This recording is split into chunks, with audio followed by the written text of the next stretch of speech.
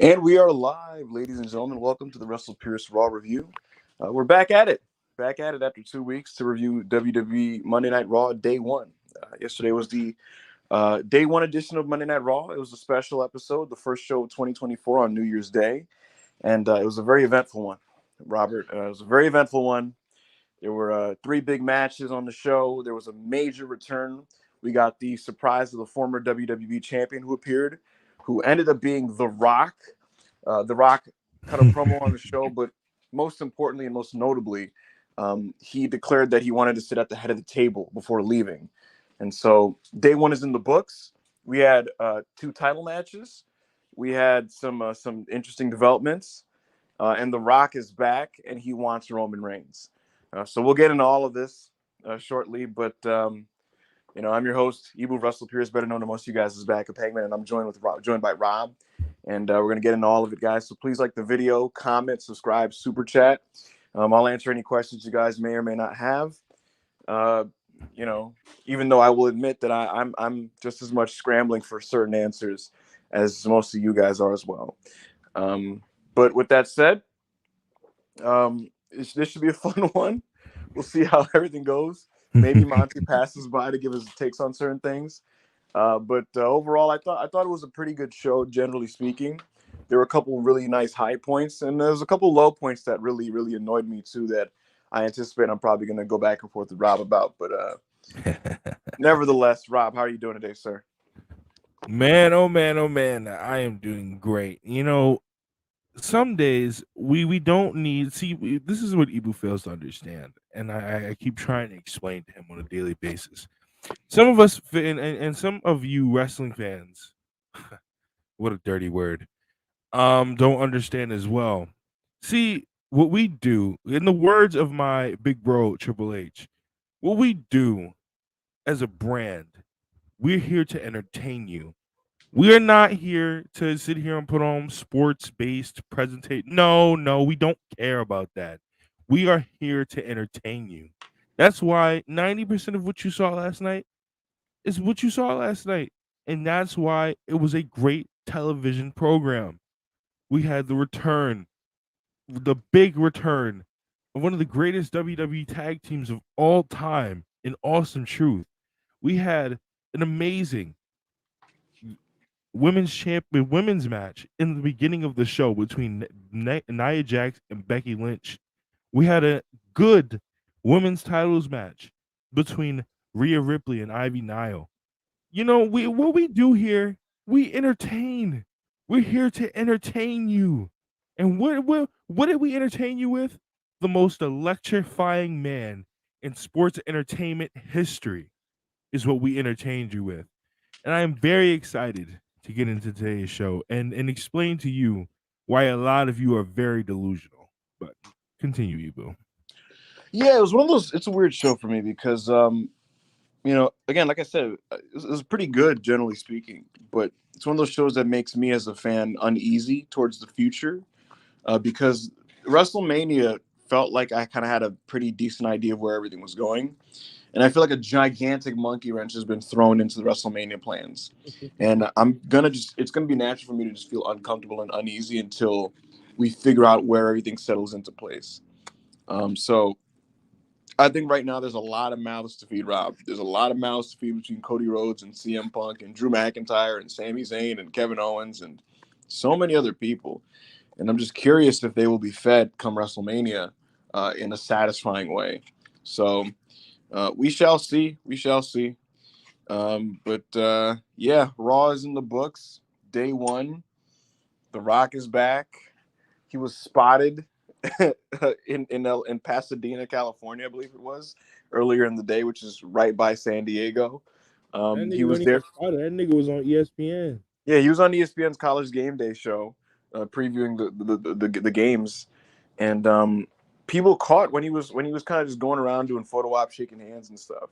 People noticed that Nick Khan was in the background, and Nick Khan is great friends with The Rock, and some people try to use that as like a coping excuse, but it was pretty clear once Nick Khan kind of revealed himself to be kind of in the shadows there that we knew what was going on. Like, That picture was so nasty. yeah, he looks like a mob boss. He looks like he just got done like killing somebody. That's a man that just buried Kevin Dunn. Ready to But go kill Cody's push. yeah, so Nick Khan was spotted behind The Rock, and people were like, "Okay, so he's probably the surprise." I asked around the middle of the day who was the surprise, and I was told it's The Rock, and I went, "Oh, there you go." So I knew that, and then I kind of did some more digging, and I found out around like 6 something that Phil CM Punk was going to be at Raw. I didn't know if he was going to be on the show. I just knew that he was physically there, and I wonder why he was there. Maybe it's just because he was in town because he was doing the house show the night before, but he was there. So that's kind of the situation going into the show. There's a lot of speculation that Andrade was going to be at on Raw, and it was one of those things where I just never bought it, but like everybody was saying, and like AEW thought that was going to be the case. Dave Meltzer and PW Insider thought it was going to be the case. But then right before the show, some guy spotted them at like an Orlando movie theater. Him and Charlotte Flair. So makes you wonder, Rob. I think he may be appearing on NXT New Year's Evil tonight because LWO needs some help because Dragon Lee has some visa issues. So Yeah. maybe he pops up on tonight's show and then he pulls up at the SmackDown special on Friday. But we'll get into everything. We'll get into the news and what have you. But guys, make sure to, again, like I said, like the video, super chat, comment, everything. We'll go through your super chats, and let's start with some of these now before we go to Raw. Oh shit. Let's do this. Let's do this. All right. Charles 279 Canadian. Do you guys think Rock versus Roman is at Elimination Chamber or Mania? I'll be honest, I haven't been given an official indication yet which one it is. I've asked a lot of questions. I've asked talent, and most of the talents basically just aren't in the loop about what's going to happen with Rock. One of the talents that I asked basically said, "I'm sure Cody knows what the plan is, regardless of whatever the plan is." Like meaning basically like the person was saying like I'm pretty confident that whatever they're going to do is something that Cody has been made aware of, so to speak. Oh, he's been So made aware. I I wonder what it's going to be. I wonder like this person thinks. I wonder if Cody has been made aware and when he was made aware and what the plan is. Um, what do I think is going to happen? I don't know. I asked another person in WWE. It was a talent. They said like it really just depends on Dwayne's schedule and like it's not like that wide open of a schedule at all, which also makes you question like, bro, like, man, could you imagine fucking doing Rock Roman at Mania, building to it? I saw someone tweet like, "Oh my god, those segments are gonna be amazing." I'm like, how many segments do you think we'd actually get on TV of Rock and Roman? I think it's Ro- gonna be different. Roman doesn't come to TV, and you'll probably be able to secure Rock for like maybe 2 TV appearances live, maybe 3. I So think it's gonna be different though. I think that if Dwayne actually takes time out of his schedule and makes time to show up, which I don't doubt what you're saying, by the way. But I think if Dwayne takes time out of his schedule and makes time to show up, I think he'll actually show because he showed up for Jay. He showed up a few times for LA Knight. He didn't show up for Cody at all, which was very telling. So you're talking about I Roman don't Reigns? know.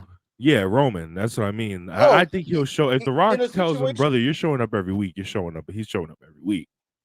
yo, for yeah, if it's for The Rock, Roman's gonna sacrifice his schedule to do what he has to do in that one. But Sacrifice the schedule. That nigga sitting there watch. Never mind. My fault. That was an accident. but, but yeah, I saw someone comment maybe they're doing a 3-way with Rock, Roman, and Cody. That would fucking stink. That would fucking stink. That wouldn't Yeah, make because anybody happy. there's one auralist nigga that would get Shut, very shut, exposed. shut the fuck up, bro. Shut the You're fuck so up. mad. You're just so Shut the mad. fuck He's just that up, bro. Dwayne just has this aura that nobody can match. He's so mad. But my prediction, I think it will be a Mania. Motherfucker, I'm not I'm telling you right now, I'm not waking up at 7 o'clock in the morning to watch that match. So y'all Someone, niggas figure it out. someone help me with the. Hold on a second. Hey Siri, Uh, what time is 7 p.m. in Australia in America? hold on. What the fuck? That's not what I Doesn't asked you at all. I was gonna say yeah. Tell me what time it is right now. Right now, it's 1:49. In Australia. No, I'm about to look it up right now. I'm about to see where they are, where the fucking chamber is, like the city. 4. They're in Perth, Australia. In Perth, Australia. Hey Siri, what time is it in Perth, Australia? Oh, it's 3:50. 3:50 a.m. right now. Yeah, fuck that. Y'all got me fucked up. 3:50 a.m. So what would be the most sensible? What if they do the show? Oh my god. 3:50 a.m. So that would mean that. Yeah, I don't know how this. What That's a time is 14-hour difference. what time is So what time is this event going to be for American fans? Is it like listed officially yet? no, I don't think so. But if it's 7 p.m. over there, 14-hour difference, that would make it. What the fuck time would that be over here? 17, no, 12 hours would be 7 p.m., 7 a.m. here, plus 4 would be like 11 a.m. But still, my nigga, bro, he's not working, bro. The Rock is not working in the middle of the day, bro. It's not happening. Motherfucker, he's not working. He's not working during rush hour traffic, my nigga. You niggas need to get the fuck over it, bro. It's over. It's over. You better hope they pull a New Japan and do 2 Mania main events back to back. You better hope they pull a New Japan because it's over, my nigga. We not working at 3. We don't work at 3 p.m. Maybe they start their show at 10 p.m. over there, and we just watch it in the morning. That's pretty bad. Sounds really, really bad. I don't know, bro. But yeah, let's thank you for We'll the see. super chat. We'll see. Yeah. Go ahead. Hush 499. No way they have this match at 4 a.m. EST, man. Just save it for SummerSlam and advertise it for the biggest SummerSlam of all time. Cody versus Randy. Also, see the thing is, I seen a lot of people sitting there saying yesterday that you'll wake up at 4 a.m. to watch New Japan, but the difference is, I wake up at 4 a.m. to watch New Japan. Ibu doesn't really do that unless it's like Wrestle Kingdom. But the difference is that we're talking about WWE fans. We're not talking about New Japan Pro Wrestling fans. And WWE, you don't know if WWE fans are going to be willing to wake up at 3 a.m., 4 a.m. to watch a pay per view. So go ahead, Ibu. Um, I don't know, man. I just don't know.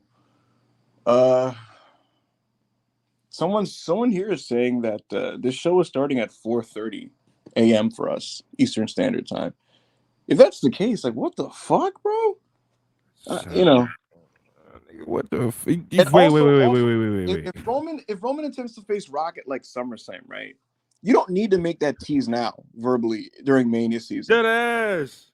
You don't need to Dead do that. ass. That He, feels like, he you know what that feels like? That feels like when The Rock showed up at fucking Raw 1000 and say, "Yeah, I'm coming at the Royal Rumble." So who's ever champion at the Royal Rumble, we be doing that there. That's what it feels like. I don't get it. Yeah, like it's like if again, like I said, if they're trying to build to something in the summer, this segment could have just been the one off with Jinder and then just gets the fuck out of there. He doesn't have to take that shot at Roman Reigns. You know what I mean? So I don't know. This show being on during New Japan time is hysterical. Um, yeah, I don't know. I don't know, man. I don't know. We'll fucking see. We'll see. But we got 282 live viewers. Appreciate all you guys for coming by. Appreciate all of you. All of you. You keep the super chats coming for sure. Like the video. Remember, guys, like the video. Let's get to 100. We 200 people in here. 15 minutes, and we should be at 100. And also, if you're watching this back on during your free time, you're at work. Remember, please leave a comment. Answer some of the questions that we have been asked, or even like if we ask y'all a question. So, next super chat. Hush 199. Chance Monet just backs out and goes back to Japan. I don't think she does it. There's some people that are paranoid and afraid about this, even people within AEW, but I don't think she does it. Oh yeah, I don't see her doing that either. Mm-hmm. Because it would basically burn a bridge, and I don't think it would, I don't think it would burn a bridge per se, but I think it would cause tension. And I just don't think that's what she wants. Scott, 699 Canadian. Ivy Nile was great last night. Definitely has a future and can improve still. Ivan, I was definitely, yeah. I thought I was really happy with her performance. I remember I kept saying that going into Zoe Stark versus Rhea Ripley, that like it was a gamble to see how Rhea Ripley would do and if she'd rise to the occasion. And yeah, it was one of those things where like I just thought Zoe didn't really swim as much as I would have liked her to do. I want more women to kind of just rise to that next level and be that bridge between the main event and like the lower card catering type of scene. And not to just like shit on one person to put someone else over, but I just thought that Ivy, she has something, Rob. I think she's not completely put together as a wrestler, right? There's a little bit there's a little bit of some rough edges still, but man, I like what she has there. I thought that match was good. I thought that was a good match, and I thought that was a good showing for her. And it was frankly Rhea Ripley's best match in a couple months. So that was good stuff there. Yeah. Also, it very much shows the level of experience, and that's why I think she had like a much better match with Rhea than Maxine did, because Ivy's been doing this way longer than Maxine has. So, but yeah. I mean, yeah, but bro, come on, Maxine is like, she's like legitimately a newbie, you know. All right, let me go to the next super chat. Alex Diaz 1994.99. Would a Money in the Bank Cody cashing in at Mania work? Roman and Rock have their 2-star 10-minute match, and after Roman wins, Cody challenges for a 15-minute match and wins. Fuck no. I hate that. Get the fuck no, bro. That, you know what that feels like? Feels like when the Miz took it from Otis in 2020. Like, no, that fucking stinks. I don't like it. Hold on.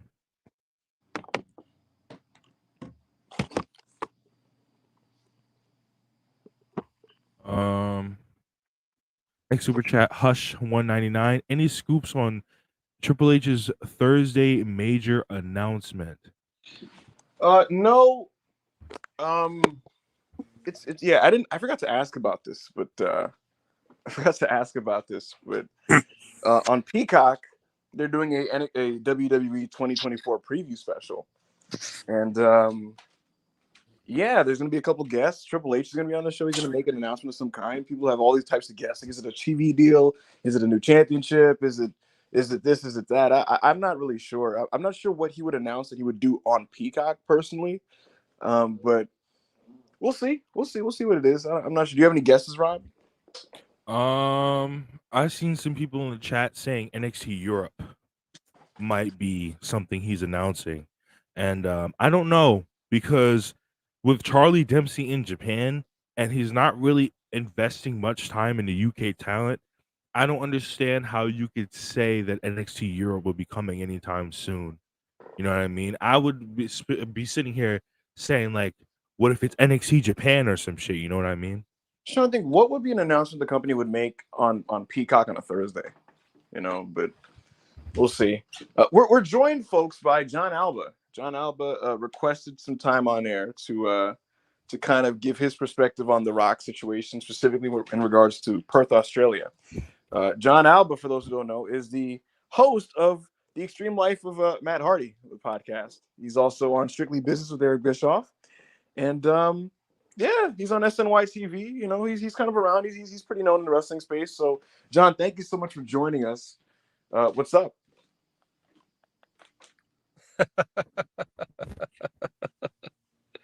How are you guys? I appreciate the time. Yeah, no problem, man. No problem, man. We always welcome guests here on the Russell Pierce Raw Review. Kind of just, it was crazy. Like, he literally just hit me up like while we were on there. He's like, "Hey, man, I'll hop on to kind of explain this thing," and I'm like, "Yeah, sure. Why the fuck not?" Yeah, So, no, well, and I appreciate your insight, man. I think you're great at what you do. I think both of you guys do a great job. thank you. Thank you. I've been really. I mean, this immediately came to mind with me.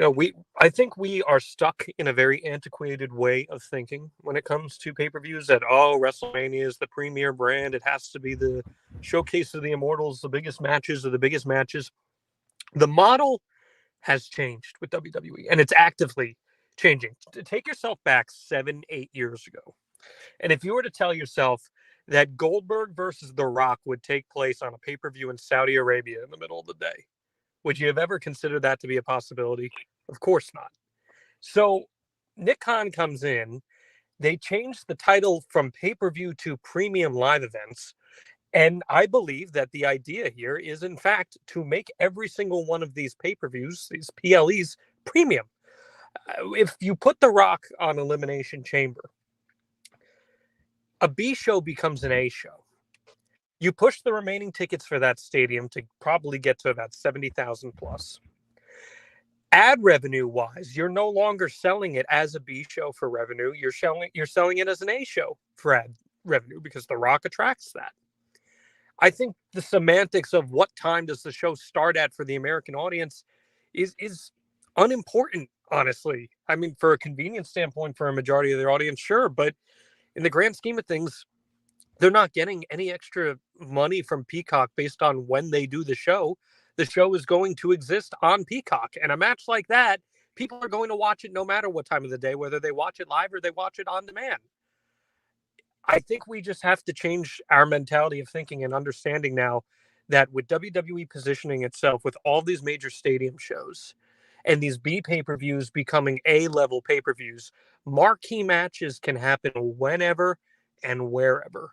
And I believe that that's kind of the mentality here. And talk about equity, Ibu. Think about how much equity it would add to Cody to beat Roman fresh off a dominant win over The Rock.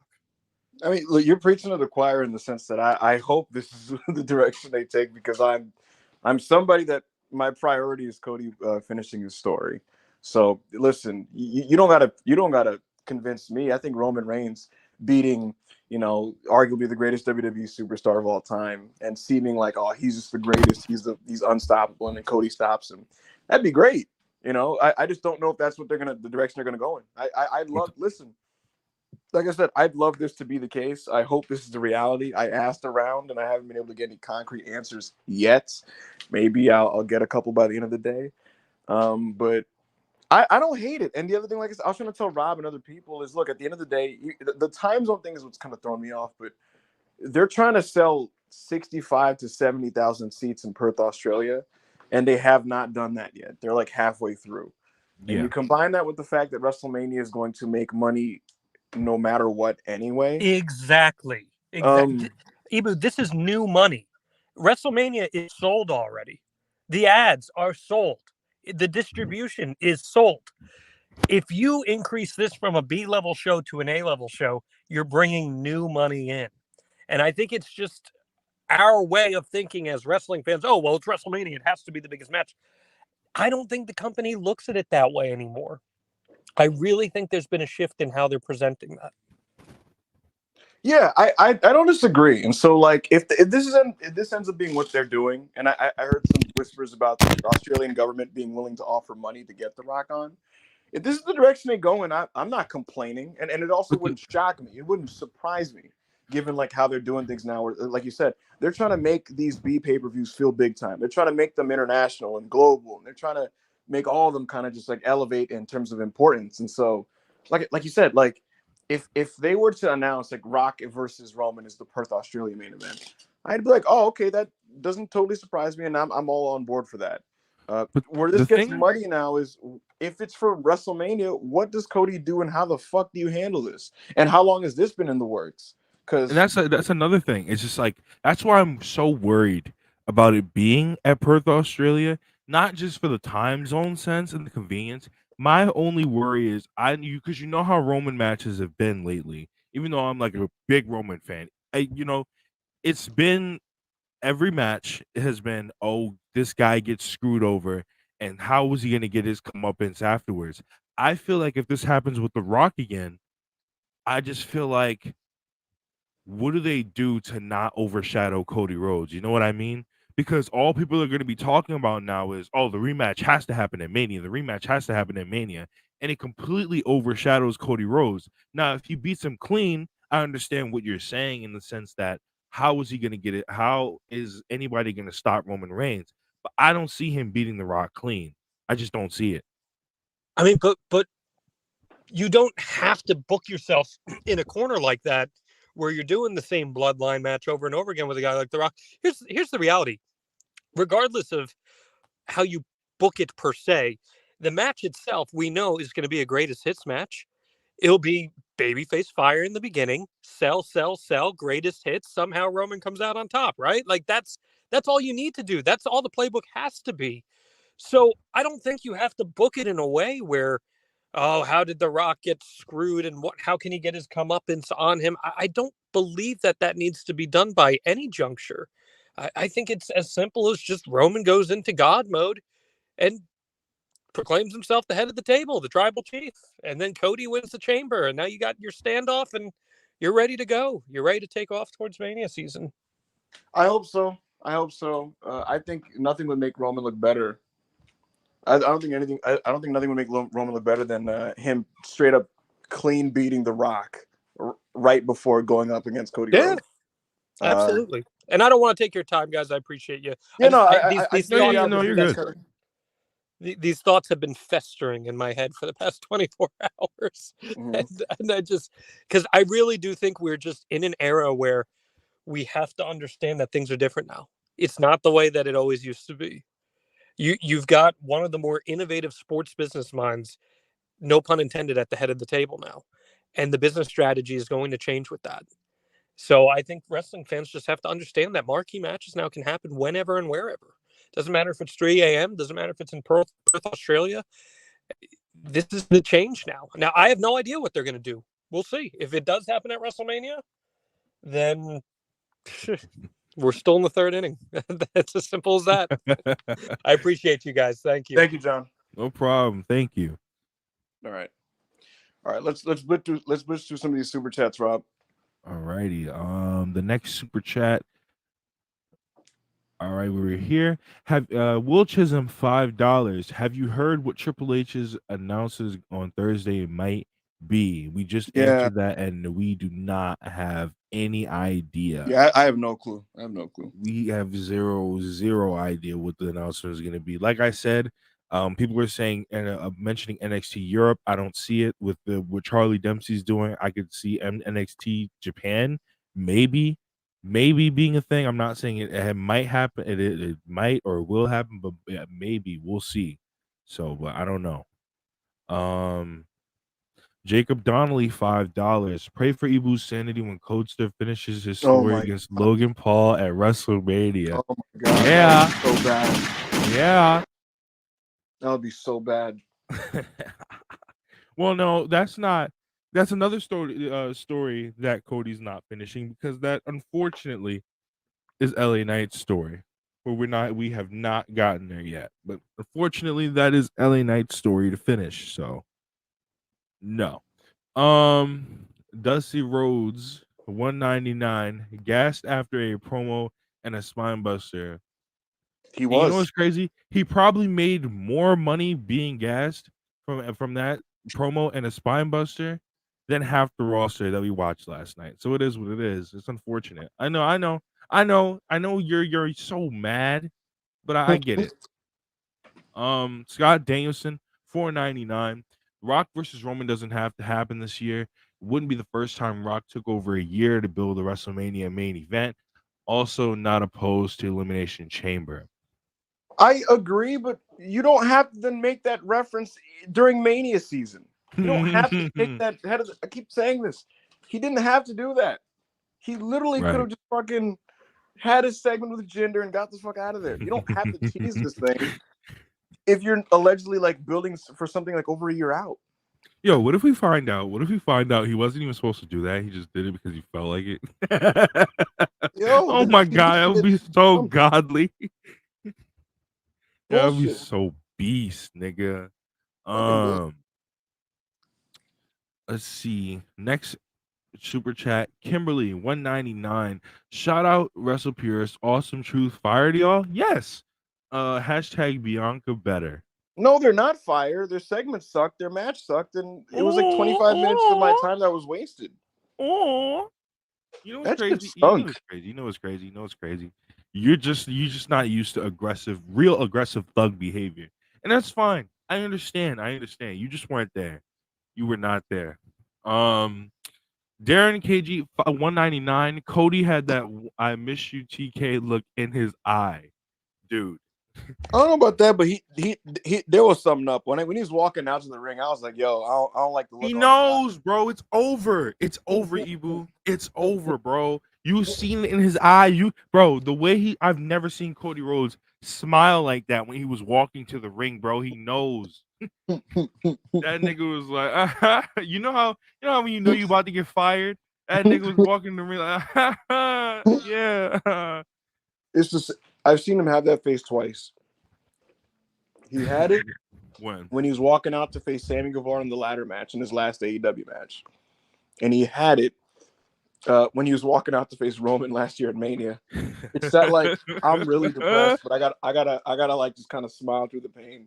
Yo, do you remember the pre-show when he was walking in with Brandy and them? Yes. How he was looking when he was walking in with Brandy and them, he was like, "Come on, guys, we gotta go to the arena now." Oh shit, camera! He pulled a Kanye. Dusty Rhodes, $4.99. You say Rhodes. Do say Rhodes? Oh, I can't read. Tripp's doing all this for a 7-minute night 2 main event and a guaranteed shoulder tear. He's absolutely tearing some meat off the bone.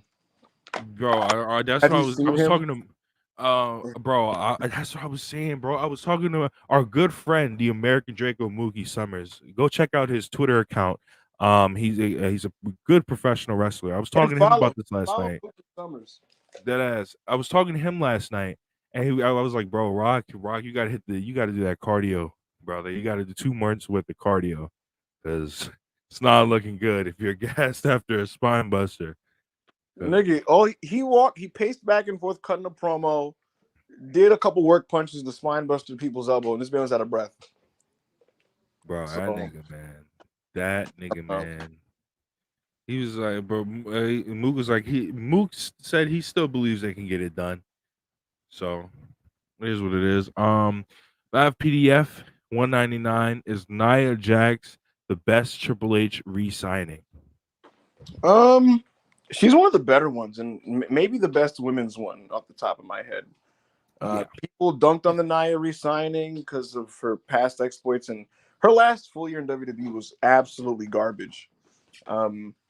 But I don't know what it is. I don't know if it's because she's just become a smarter worker or because her matches are produced better. But she's just using her size better now, and like they've built her really well within the division. She adds a unique element to what they got going on, and she's added to things, Rob. I think that she's become a real force here.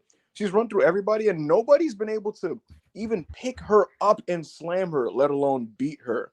Rob, I don't know if you've noticed, and it's clearly building to either Jade Cargill or Rhea Ripley at least being able to lift her. And what a roadblock she presents herself as for Becky Lynch, at least, because who has to kind of overcome her before she faces Rhea. The thing is also adding on to your point, like I said a few weeks ago on the review show, about a month ago, there's very much different producers now, and I feel like it's partially Triple H's team and partially Vince's old team, but I feel like it's a lot different the way they're producing her. They used to produce her like she was Kane or Mark Henry or fucking Great Khali when she was here beforehand, and now she's being produced the right way. I'm not gonna say she's a Bam Bam or a Vader because she's nowhere near any of those people, but I would sit here and say she's very much produced like a better big woman or a better big man, big person archetype, if that makes sense. So, next super chat, Hush 199. Our only hope is Perth dropped a huge bag for The Rock. Bro, this is what y'all don't understand. I don't want to. Can y'all read, brother? It said The Rock appearing. It never said The Rock wrestling. If they would have said The Rock wrestling, we'll see. They would have told you. It would have told you.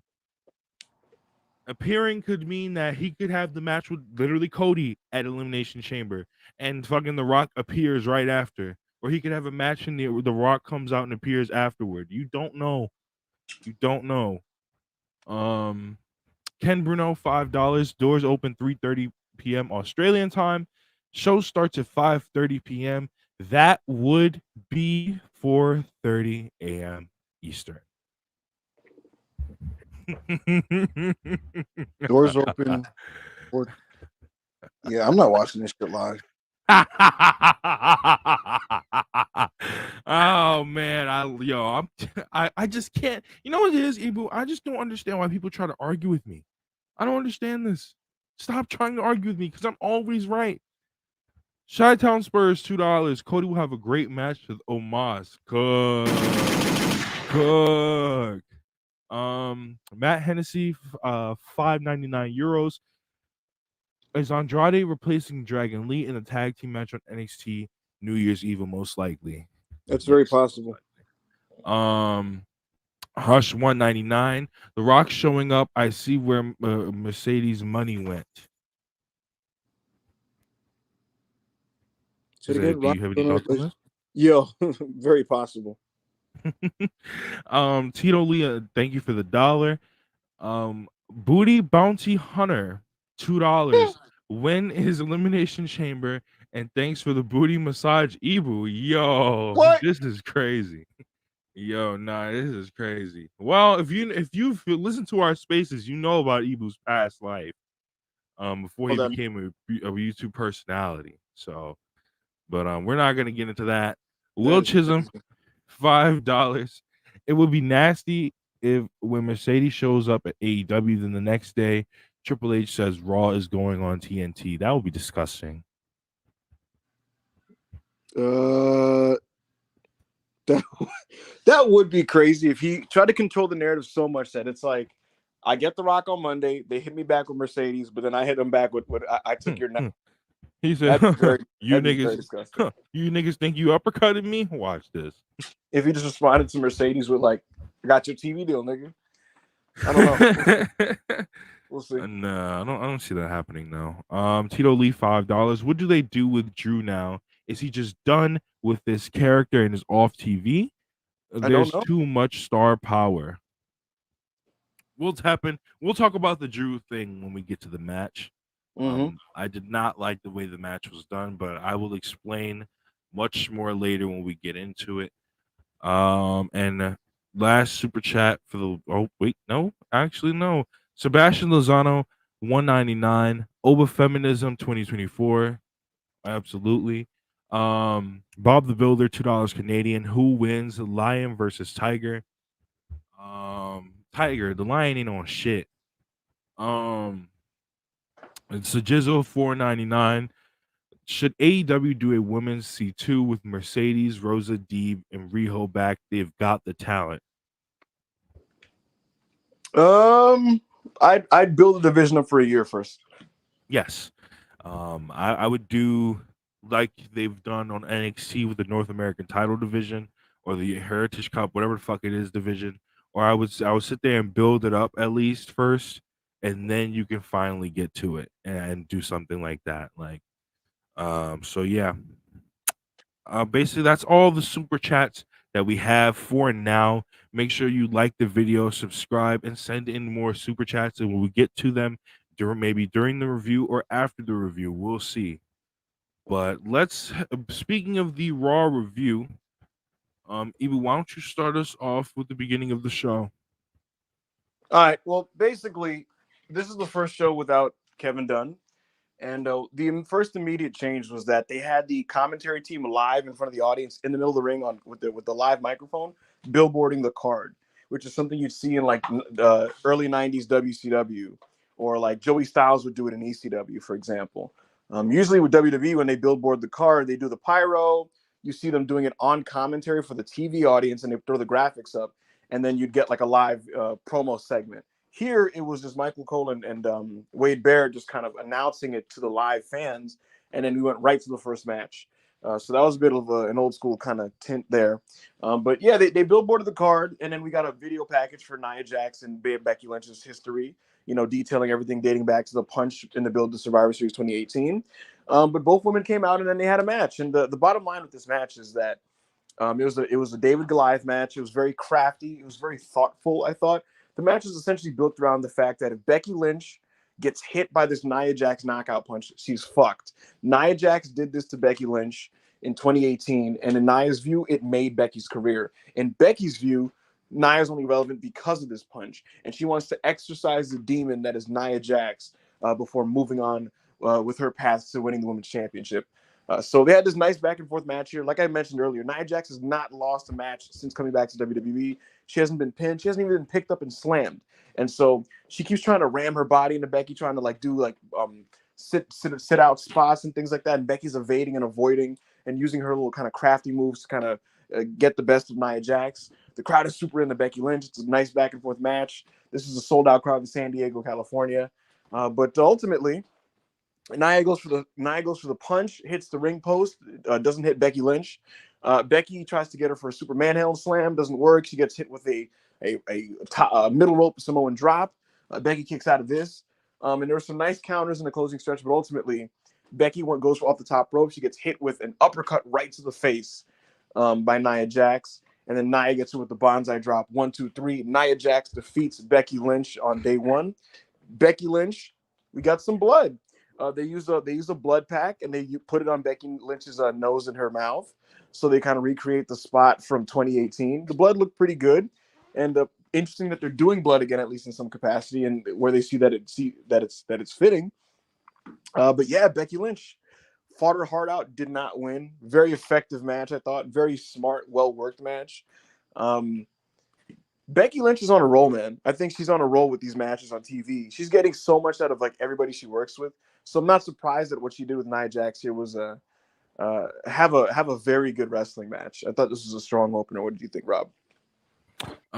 Yeah, I thought this was a really good match. I thought it was really well built over the last few weeks, especially with the promo package that Triple H dropped the other day on his Twitter account. I thought the way they sold this match, like you said, the way they basically produced it as to where Becky Lynch had to avoid that knockout punch, or else she would basically was over for her.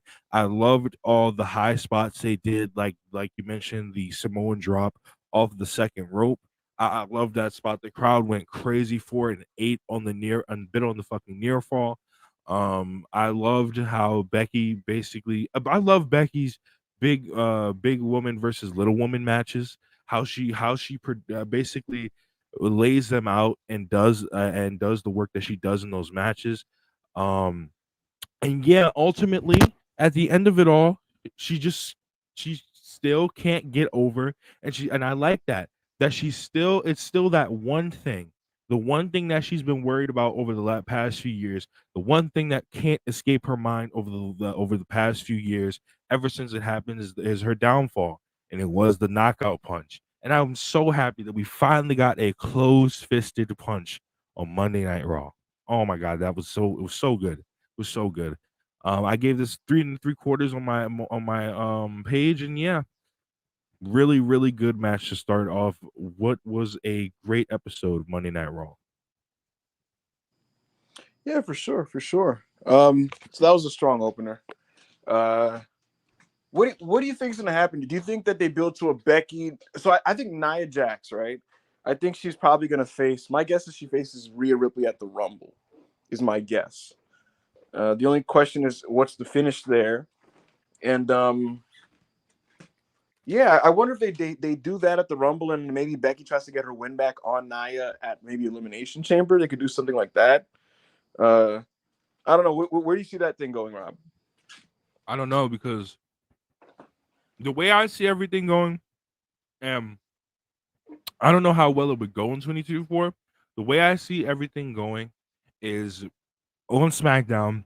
I see, and I know a lot of people don't want to see this, but I see Bailey getting cooked by Damage Control either this Friday or at some point, and she shows up at the Rumble as Hugger Bailey, and Mm, I have her winning the Royal Rumble because I really can't think of anybody else winning the Royal Rumble right now besides mm, besides Becky and I. But a lot of people don't want to see that, and mm. so I see that happening. And yeah, I see you. I think you could do either Elimination Chambers match where Becky and Nia are the final two, and Becky finally gets her win back, or you just do, like you said, another straight up match and Becky gets her win back. But I do see the WrestleMania. I don't see it being the night one main event, but I do see the WrestleMania women's match for the World Heavyweight title being Rhea and Becky. So this is just a what do they call it? What's that shit they call it when it's a fucking a bump in the road for Becky right now. So, Yeah, for sure, for sure. It's a bump in the yeah. road. January 1st, Mania's 4 months away. The next thing was the Cody Rhodes in-ring promo.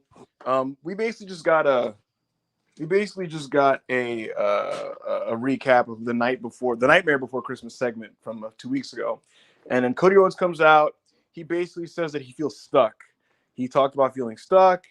He was saying essentially that like he doesn't feel stuck because of anything other than the fact that he's basically that he's in a program with Shinsuke Nakamura, and he basically called Nakamura out to fight tonight. Nakamura cuts a promo on the screen and talks about like how he's going to end his story. He's going to finish the Cody story for him, and he's choosing to do it the next week. So, bottom line is Nakamura responds on the screen, and they're going to have their match next week. I get this weird feeling that this isn't the blow-off match. I'd like it to be, but the fact that they did a bull rope match on the house shows makes me feel like they're going to do one more match on TV with the stipulation. Obviously, I'm not going to complain if this program ends quicker than it is because I don't care. But yeah, I didn't think much of this segment at all, to be honest. It was just kind of there. I don't know if you had anything to say about it, Rob. Do you see the bull rope match that they've been having on the house shows as the blow off for the go home? No, I don't. I'm not saying at Rumble. I'm saying, do you see that match that they've been doing on house show tours as the blow off on the go home show of the Royal Rumble, or 2 weeks before? How much time do we have? I think you're gonna. So next week is the 8th. After that would be the 15th. I don't know. I could see either or, to be honest. But I just have a good feeling they're gonna bring that bull rope match to TV. Yeah, I don't see them not doing the bull rope match.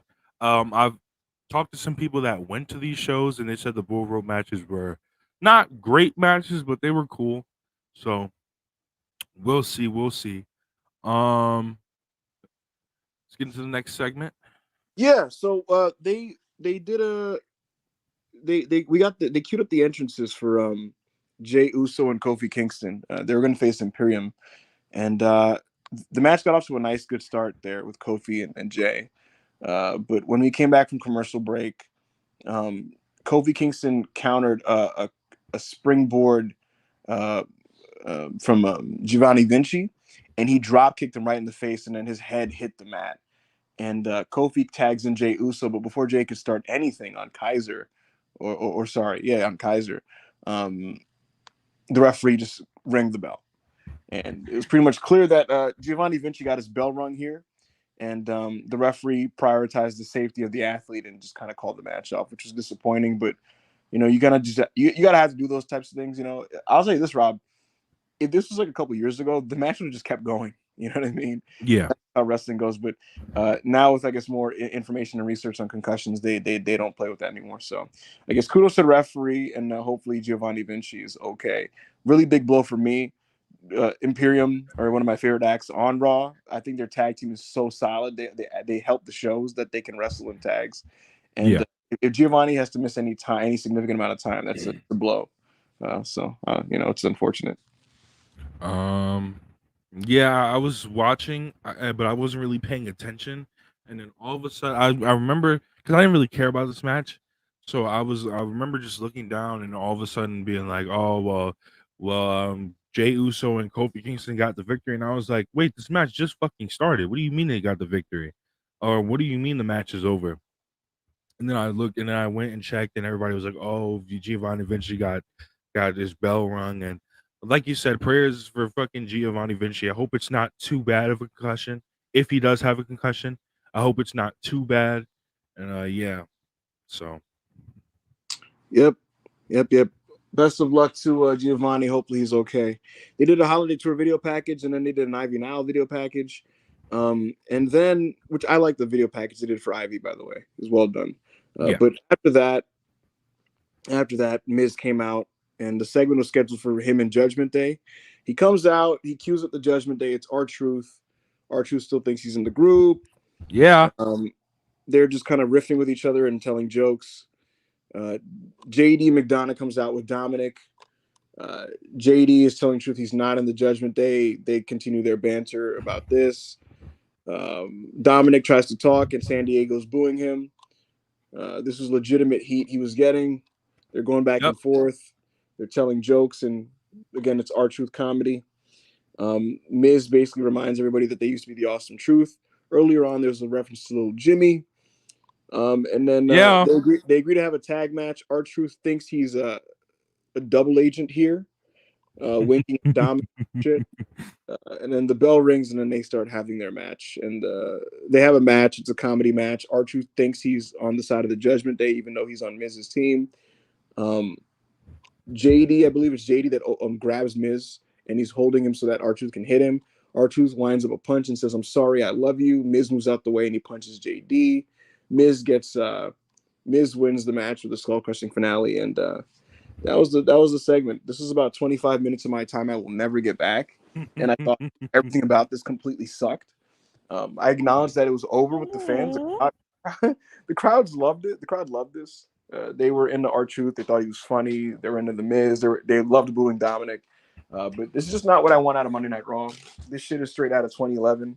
In many ways, the company has evolved past this type of content, and it's also frustrating because this time is given on this show to these guys that could have been given to someone like a Chad Gable or a Ricochet or the Creed brothers or a DIY or whoever you want to name up and down the show. That it didn't. The thing is, So yeah, no. Let me get my closing thing. So yeah, I just ahead. thought in every way, this just wasn't for me, and I just didn't enjoy it. And I thought it was terrible. Go ahead, Rob.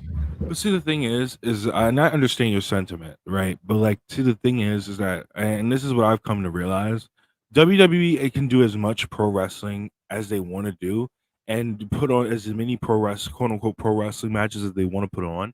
But at the end of the day, they still have certain audiences to cater to. And what this match was last night, the comedy match that we saw last night, basically was a comedy match for the kids. You know what I mean?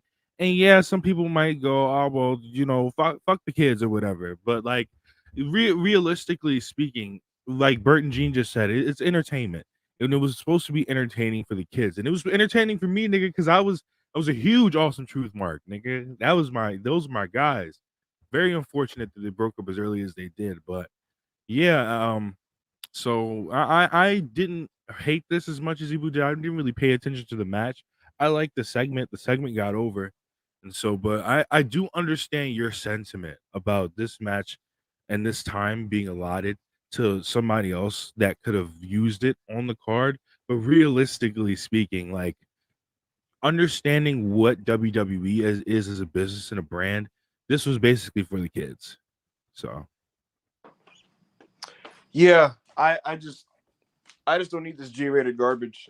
Like Miz. yeah, Look, there are ways to apply and use the Miz on the show. I'm not saying get rid of him. I love R-Truth actually, and I don't mind him hanging around, floating around in a comedy segment here or there. Maybe you tag him along with like someone you're trying to get over. Like let's say hypothetically, they did like Ricochet and R-Truth versus like Dom and JD. Then like you're serving the dual purpose of you're trying to just do something with Ricochet, use him, and then also get some levity by having R-Truth be there, be funny. But like, yeah. when it's him and Miz, it's like, what are you trying to accomplish and who are you trying to get over? These guys are like lifers and they're part of the furniture. They've been around forever.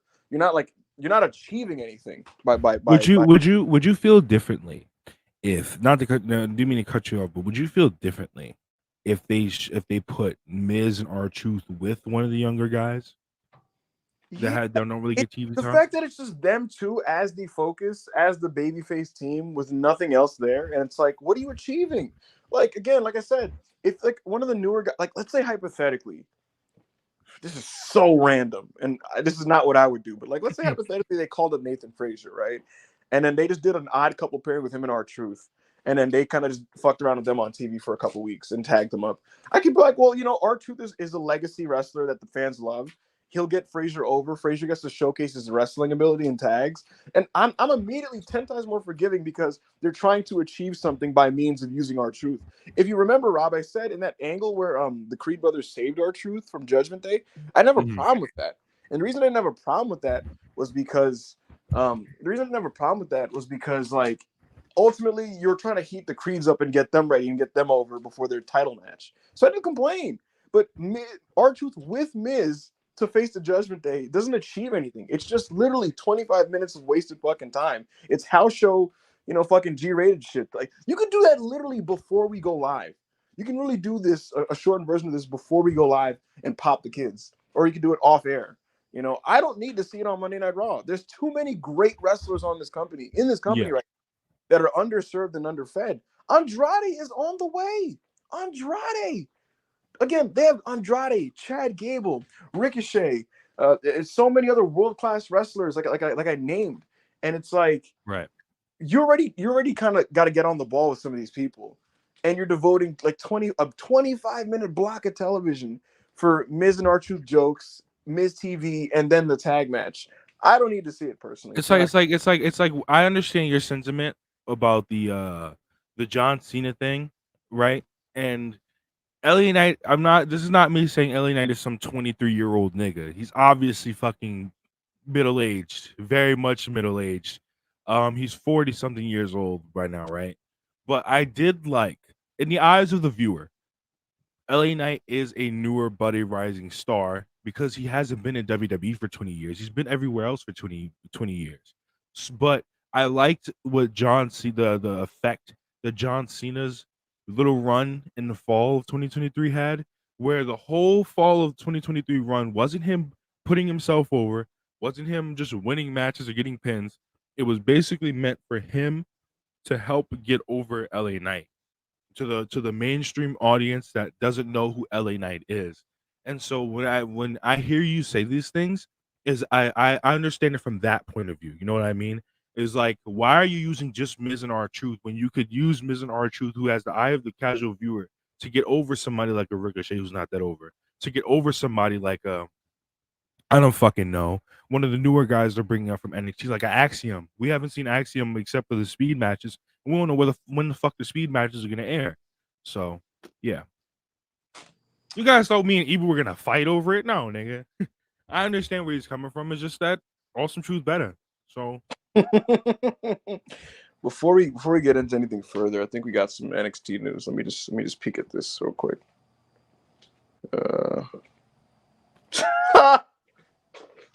What is it?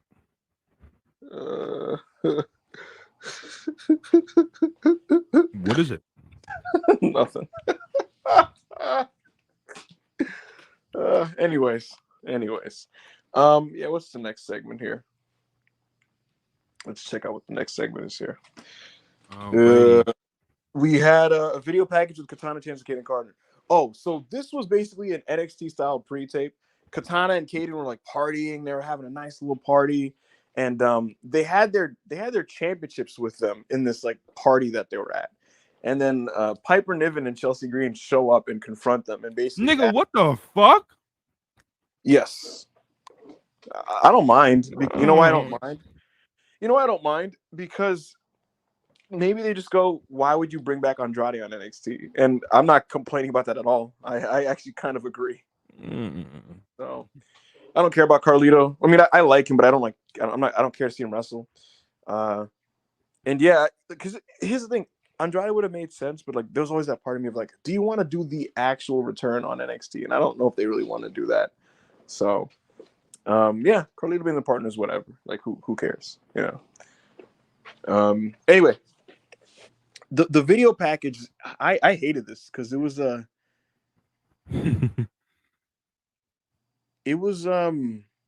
just NXT hokey bullshit.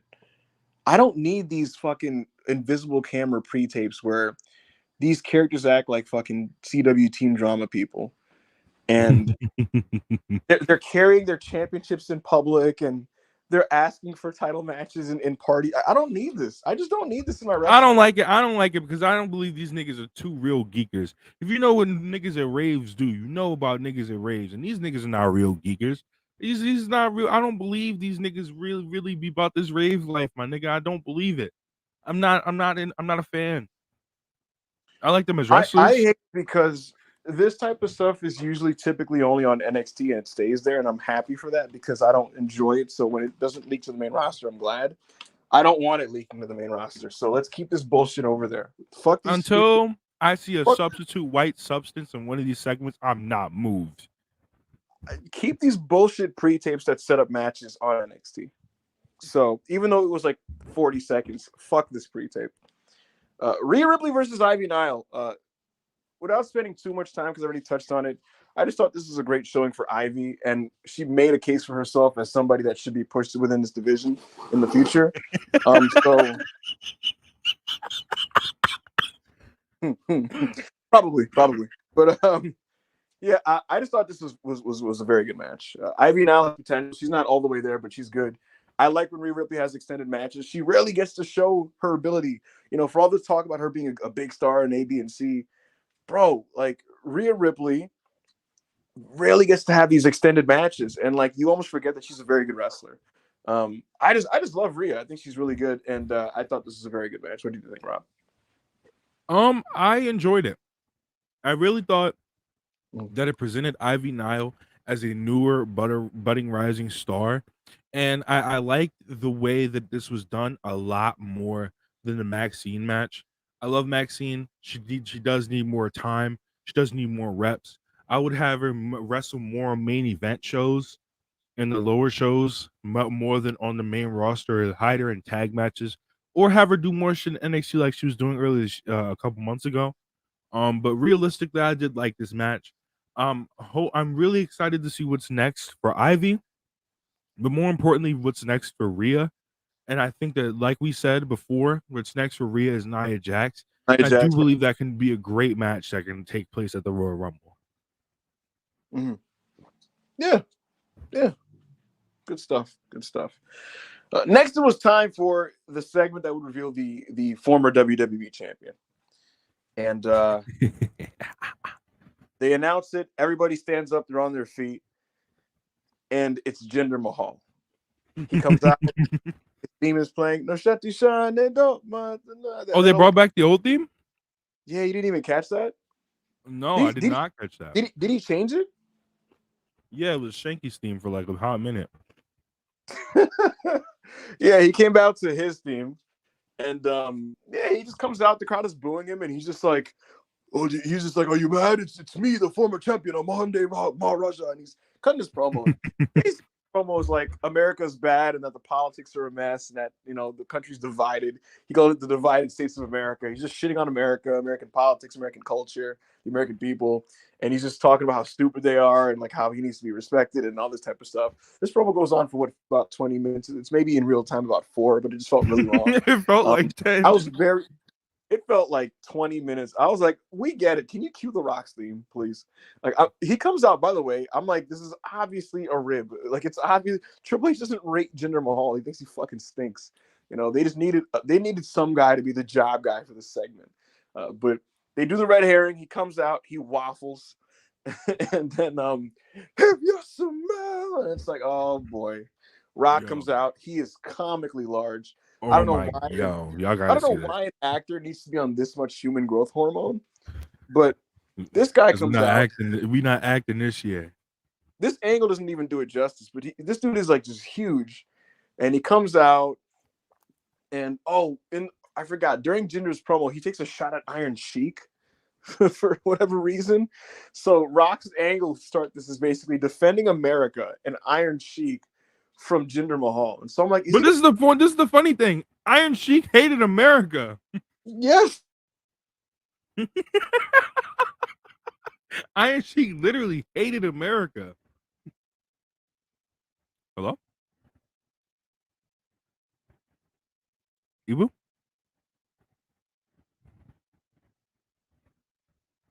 Anyway, yeah, he comes out and he basically defends America and the Iron Sheik against Jinder Mahal.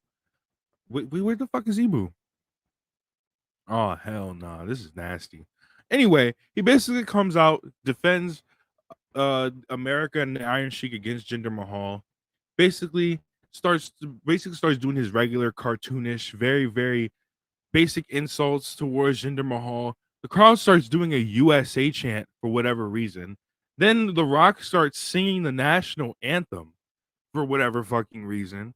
And it's just like, but all this is still pretty beast. Then Jinder Mahal says, "Oh, you know, you're the people's champion." And The Rock says, "No. The Rock is proud to be the people's champion." Hello? You good, Ibu? Yeah, were you not able to hear me?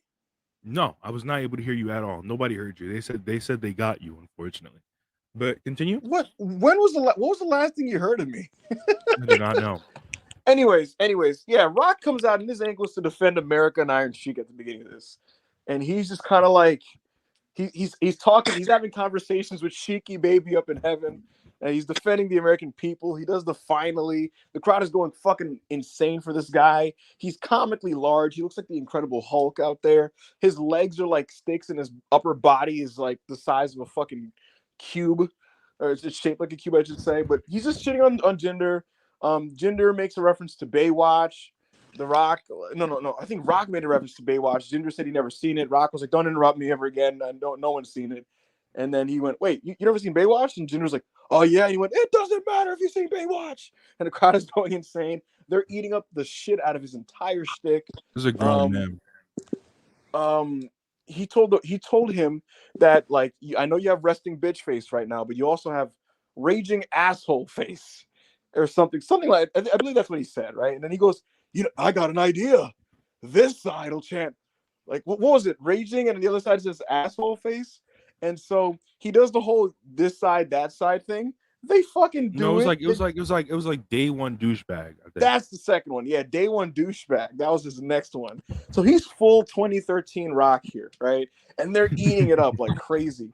I'm sitting in here and like it's this surreal experience where it's like I can acknowledge objectively that like this material is so it's so hack, right? And it's so like not updated in any way. It's hilariously cheesy. And like most wrestlers that try to do this now fucking stink at it, right? This call and response nonsense. But like Rock is here. Rock is here, and like he's so fucking over. And you just kind of throw your hands up and go like, I guess, whatever, right?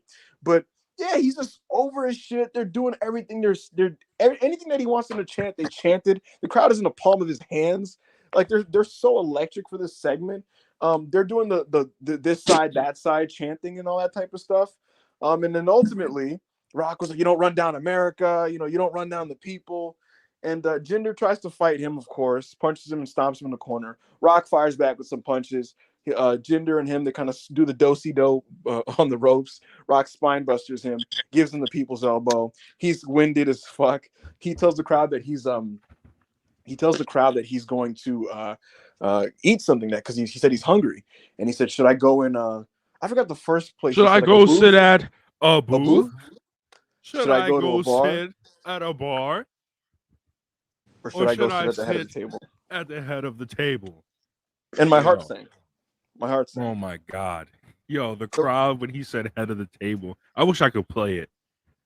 The Rock has called out Roman Reigns for the first time.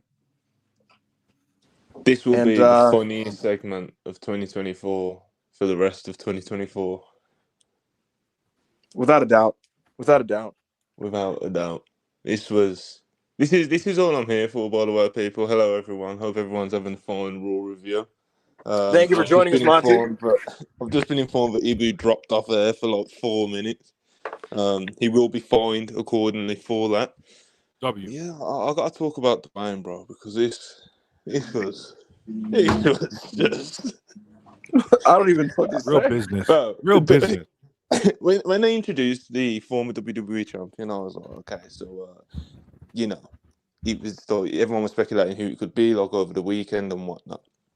And then obviously early on Monday, people were like, "Oh, Rock's only a couple hours away," and I thought, And then you don't know what I saw, River. We didn't really get to talk about this properly on World War because we kind of ran out of time. But you don't know what I saw, River. I saw the name Nick Khan. I was like, "Oh, that's who it is." Nick Khan's delivering fucking Dwayne Johnson to Raw on Monday. It's a wrap. So when who was it, Samantha Irvin or whoever it was in the ring who did the introduction, and they were like, former WWE champion, and Jinder comes out.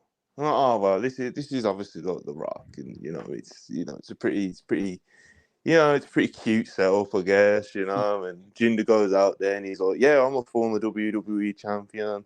There's only 50 people who have ever been WWE champion, and I'm one of them. I'm on the top of the list. And I'm like, oh, okay, this is, this is like, pretty, like, it's pretty, whatever, like, it's cute, whatever, wink, wink, well, obviously it's going to be The Rock, if you're kind of already thinking that going in.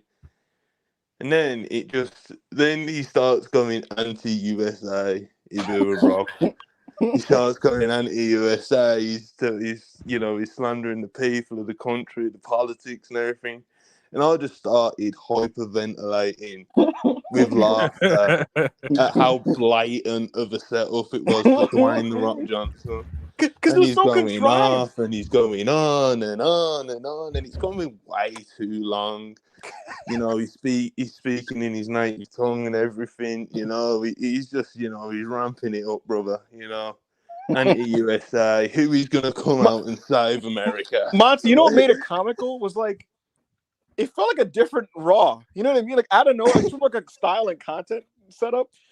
I feel like we rewinded like 4 years or something. Like, it was like a total like Vince-ish segment. You know what I mean? Like when Jinder, first of all, Jinder's not even a TV regular, but now he's just here and he's just like, America's bad.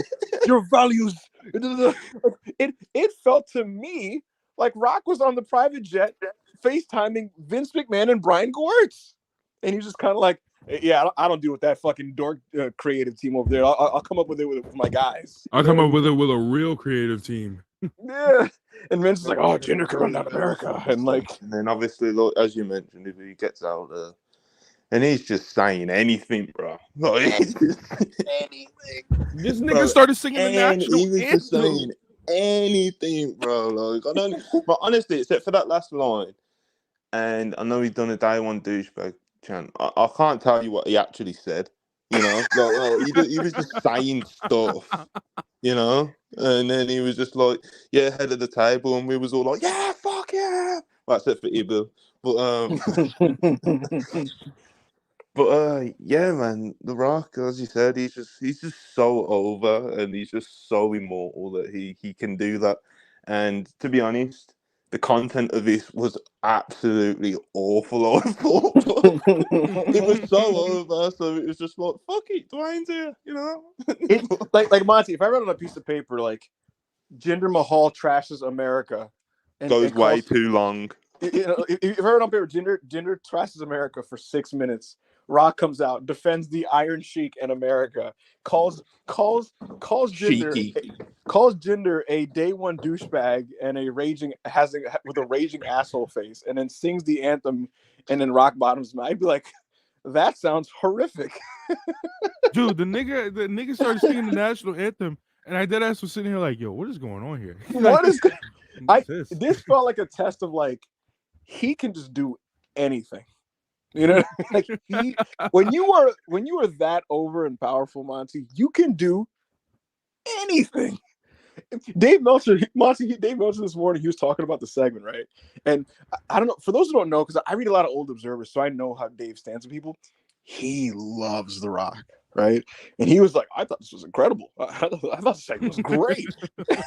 and he was saying that when they're doing the like one side, the other side chanting thing, Dave was like, they could have went the rest of the night if Dwayne didn't stop him. And it was just all very funny, man. I just wanted to share that with my Wrestle Purist family, and I will now go and eat my dinner, and this is the rest of this. Monty, when do you think Rock and Roman is happening? Say the magic word, brother. I don't know. I want my cake. I don't want to eat it either. You know what I mean? Because I still think Cody finishes the story, but I don't know how. I don't know when. I don't know where. But I just think that they're gonna do some mental gymnastics and blueprint planning, and somehow we're all gonna get our cake and eat it too. If they pull off with them, see you in France, nigga. If they succeed at doing that, then that's impressive. If they can have their cake and eat it too, that's impressive. I don't know how they do that cleanly, which is why Rock makes me uncomfortable, even though he's obviously a superstar. And I love The Rock as a performer, but like he is just throwing a monkey wrench on everybody's WrestleMania plans, not just Cody. Everybody's shit is kind of hazy right now. Yo, Ibu, what's up? I just need this on record for everybody in the Russell Pierce universe at home. Everybody that works at Russell Pierce, I need this on record right now. Gun to your head. When do you think Roman versus Rock happens? I'm not answering that. Answer the question, bro. No, just blick me. I'm not answering. Just blick me. This is nasty. All right. We know Rob's answer. I genuinely don't know. I say WrestleMania for the memes and to get over on Cody and shit. I don't know, bro.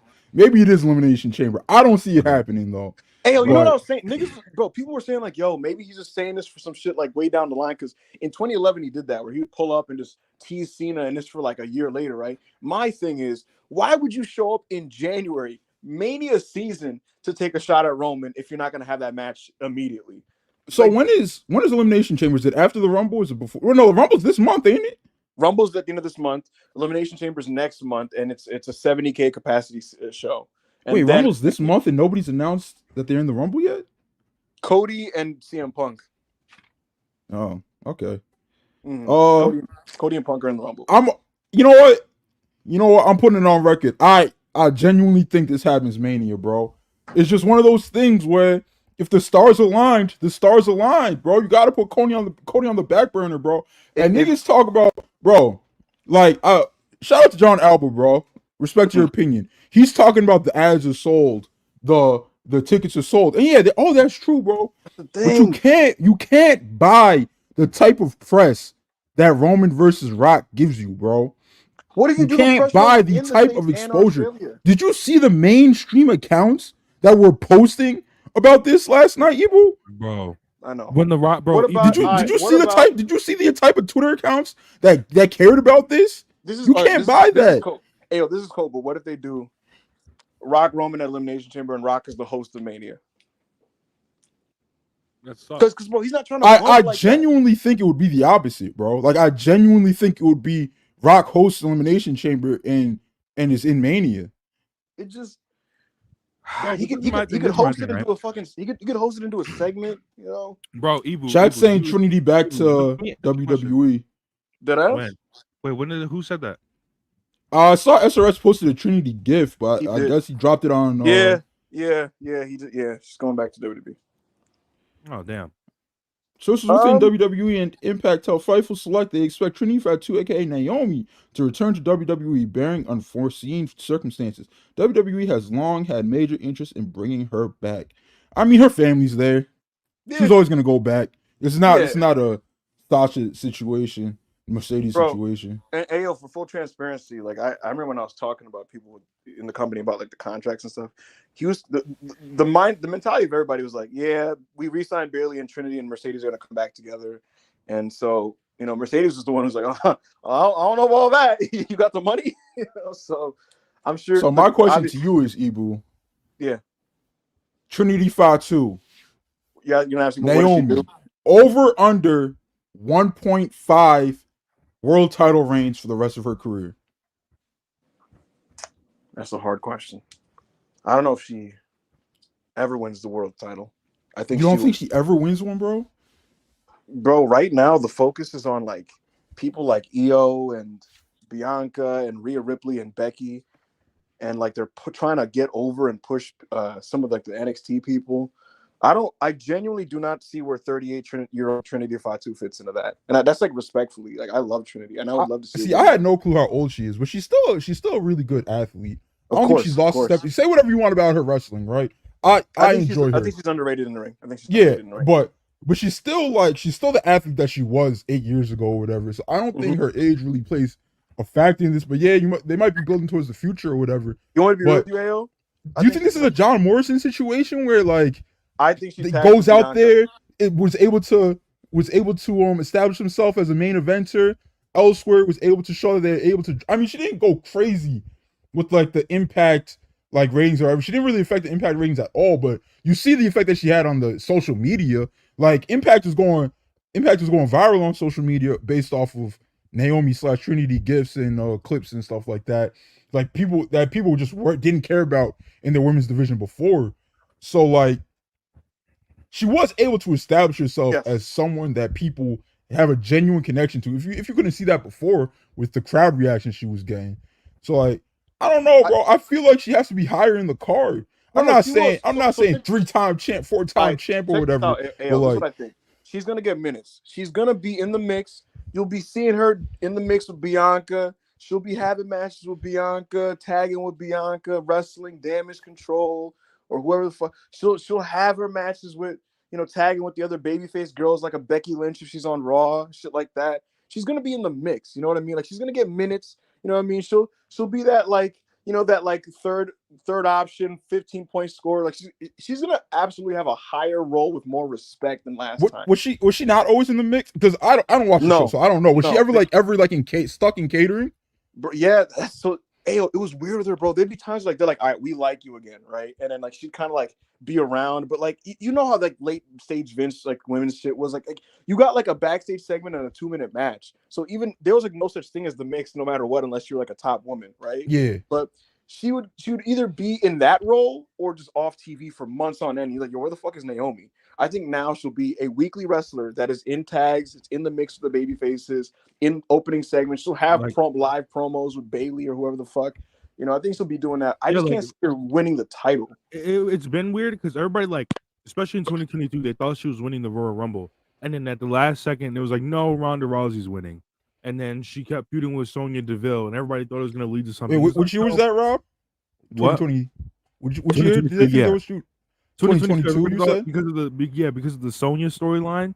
Okay. And then it was the Sonya's obviously racist storyline. I kept seeing those clips, bro. Yeah. Which low key, I'm gonna tell you what. When I saw the beginning of this, I'm like, this could have a fire payoff if they actually like roll with it. But then like they did, like she was obviously like this racist boss of Naomi. Oh, right? they had her doing like a racist Karen gimmick. He's like, oh, why don't you like Naomi? What's going on? It's like, yo, I just don't like her black ass. Like you can see the racism in her eyes, bro. You know what's crazy? Usually racism storylines are mad cringe to me. Somehow, some way, 2022 WWE pulled it off in a way where like I was like, I actually kind of fuck with this if at the end of it Naomi just like destroys this bitch. Didn't she not get her lick back though? No, she never got a lick back. Yeah, that's crazy. Like that's crazy. I think from the clips I've seen, I think the reason why you liked that racism storyline is because they were like it was subtle. In an era where nothing is subtle in WWE, like that level of racism was subtle. It was just like, and I'm gonna be real with you, like I can. It felt realistic to me, like that type of passive aggressive white lady in a management position, just kind of like dead ass, bro, just like, doesn't like you because you're black. Yeah, and she's just kind of like, Naomi, I just think you're like really rude and not like appreciative of this opportunity. And Naomi's just like, bitch, what are you talking about? And she's like, I think you need to respect me a little bit more. And I'm like, I see people like this in real life. You feel me? So the only payoff she got was beating her in a match on SmackDown.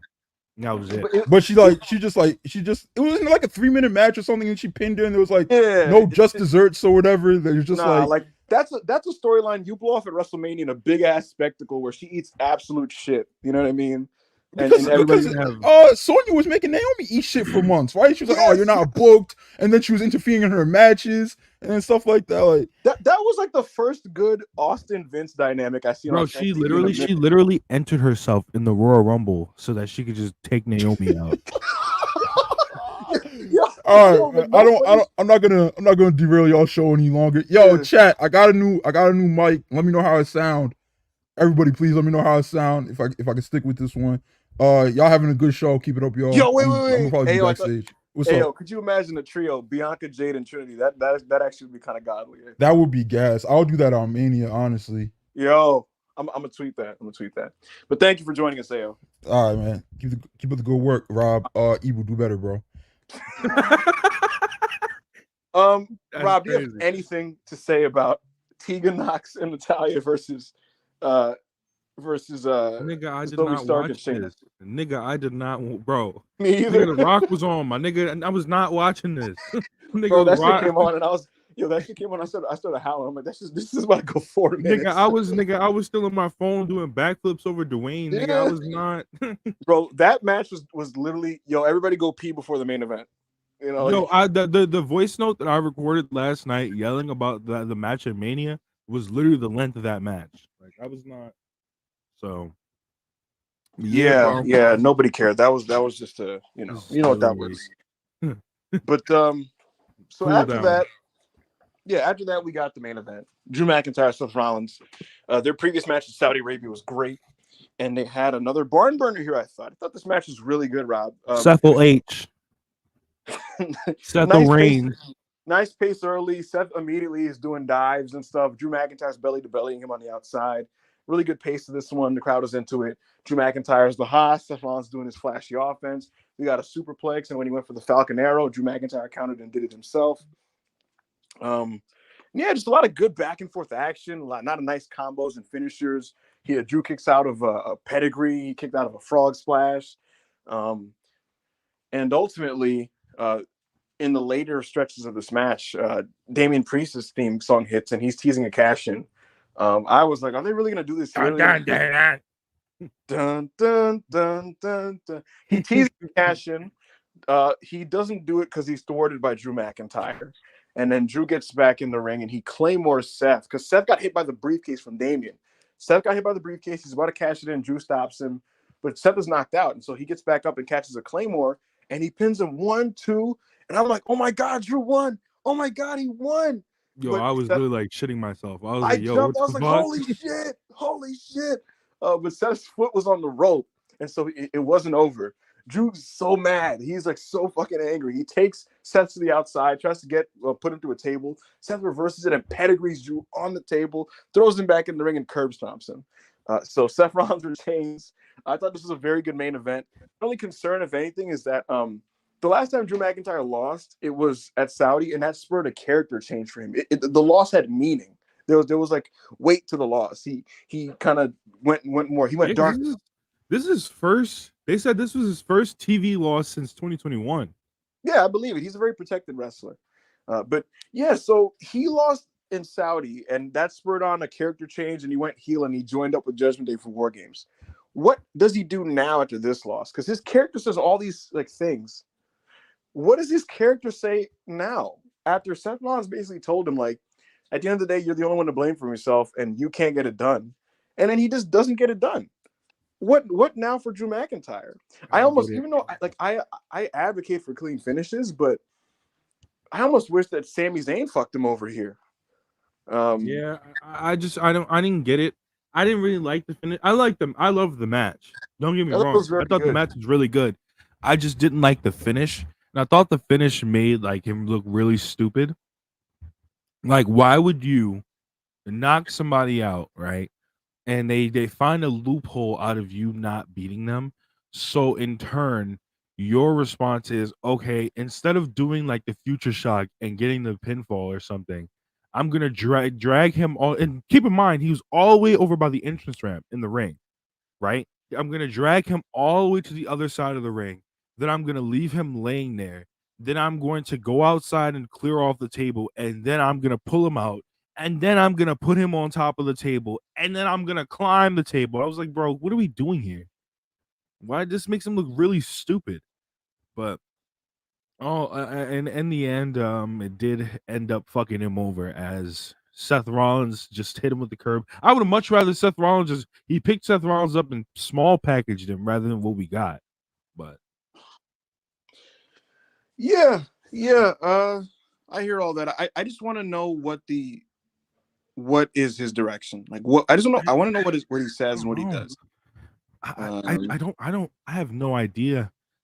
The direction for Mania, I think, is a match with Sammy, but I just don't. What's the basis of it? And again, it's like, because here's the thing, that Sammy stuff, it feels like it's building for Sammy to beat him. And even though Drew doesn't lose a lot, it feels like when he does lose, he loses big. And so it almost feels weird that like he'll lose another big match to Sammy given how this thing is going. So they have a lot to balance and a lot to handle here, and we'll see how they do it. I thought the main event was really good though. So we'll see what happens next. That was Raw Day 1. It was Raw Day 1. And I miss Sami Zayn. Can't wait till he comes back. CM Punk is on the show next week, so we can get some more updates on that. I'm looking forward to that. That sounds pretty bad. Sounds good to me. I'd like to see Chad Gable back on the show. Ricochet. These are the people that I enjoy. I miss Gunther. Gunther is currently, on paternity leave because he just had a child. So congrats to him. But I do miss him as well. I miss a lot of the wrestlers, Rob. I like the wrestlers on Raw. So Yeah. hope they get back on as soon as possible to balance things out. But overall, I thought this was a good show. Very even good though show. there were things that I didn't like. Let's get some super chats out the way and then let's go home here. Alrighty. The last super chat was the women's C2. I Callum 17X, 2 pounds. Need Punk to take the title off that bum Seth. Well, I got news for you, buddy. We'll see what happens. I actually want Punk to lose and for Gunther to beat Seth at Backlash. Seth That's my- H. Seth H is not losing Ayo's that asking title. what happened to Drew. Ayo, so basically Drew comes back. He wins a bunch of matches in the build to Gunther. He loses to Gunther clean. He then wins. He then enters a character shift because Jey Uso's on Raw and he's turning heel over it. He's cooking dudes. He's beating Xavier Woods and Kofi and Jey Uso and dudes in singles matches. He beat Sami Zayn in the singles match. He becomes a number one contender to face Seth. He loses to Seth. After losing to Seth, he goes full heel. And then he's been doing that whole thing and he's beating people again, but then he loses again here to Seth Rollins. So it's one of those things where he's protected generally, but when he loses, it feels like he loses in the biggest moments. It actually feels like a nigga that doesn't do anything in the conference finals. You know what I think? He's like James Harden. Yeah, that's Damn, they said he a regular season player. When the playoffs hit, that nigga shit down his leg. He came into the conference finals. He's Tracy McGrady. From September, exactly. From September to November, he's destroying everybody. And then he's all right, bro. All right, Edwin. We ain't have to bring up MVP. Yo, come on. Y'all gotta calm down. We're not doing this. Yo, what are you doing? Yo, James Harden is obese, by the way. Yo, because the way he portrayed him, he's unstoppable. He destroyed. The chat wilding. Y'all gotta relax on James bro. Harden. This is crazy. James Harden travels to the next hotel room with 5 fucking Big Macs in his backpack. As a sports fan, listen. At some point, niggas aren't moved by you averaging 27. If you gotta do it in the playoffs, bro. It's cool, bro. We see what you're doing in the regular season, my nigga. We seen you drop 50. We seen you drop 50 on the Magic. Well, the Magic not even bad anymore. We seen you drop 50 on the Pistons, my nigga.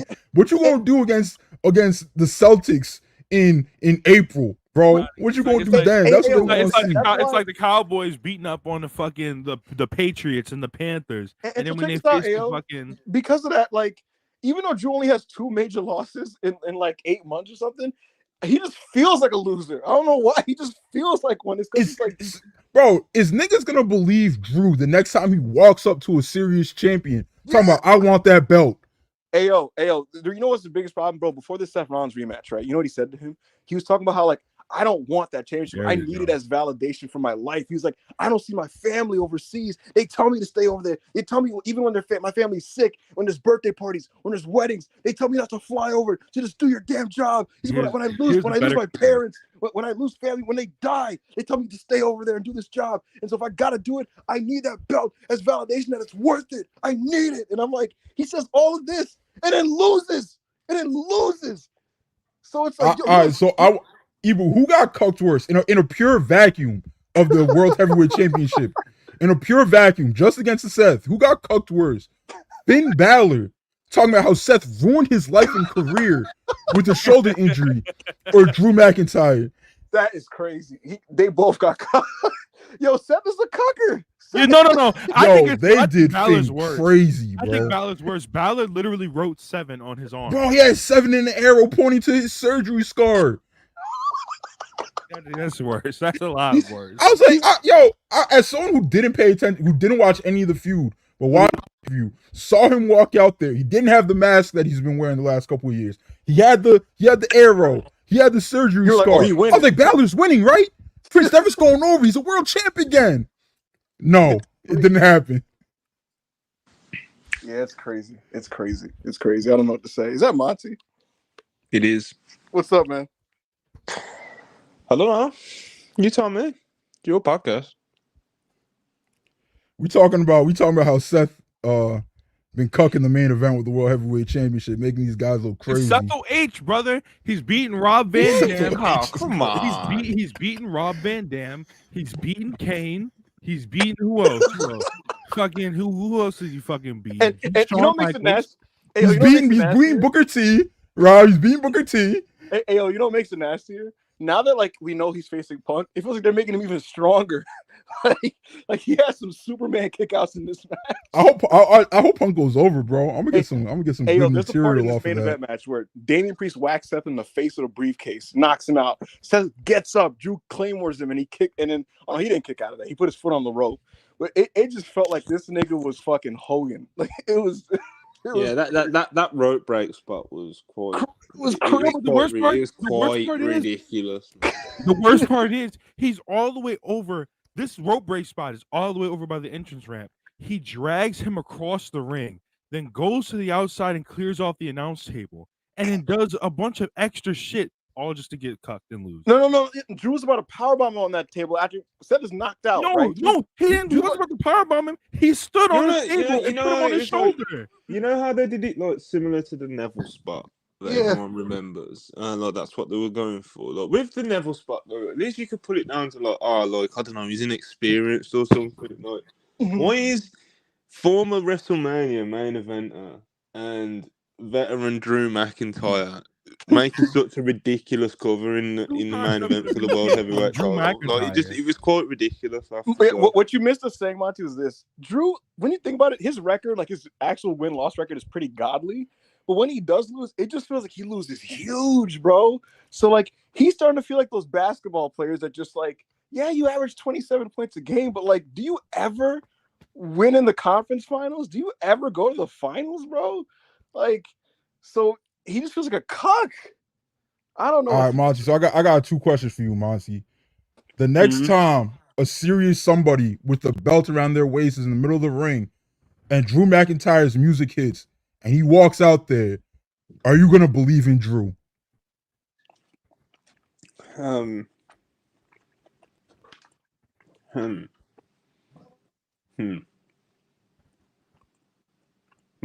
know, man. Everything's kind of case, but he's definitely hurt. And then my second question is, Drew losing last night, right decision?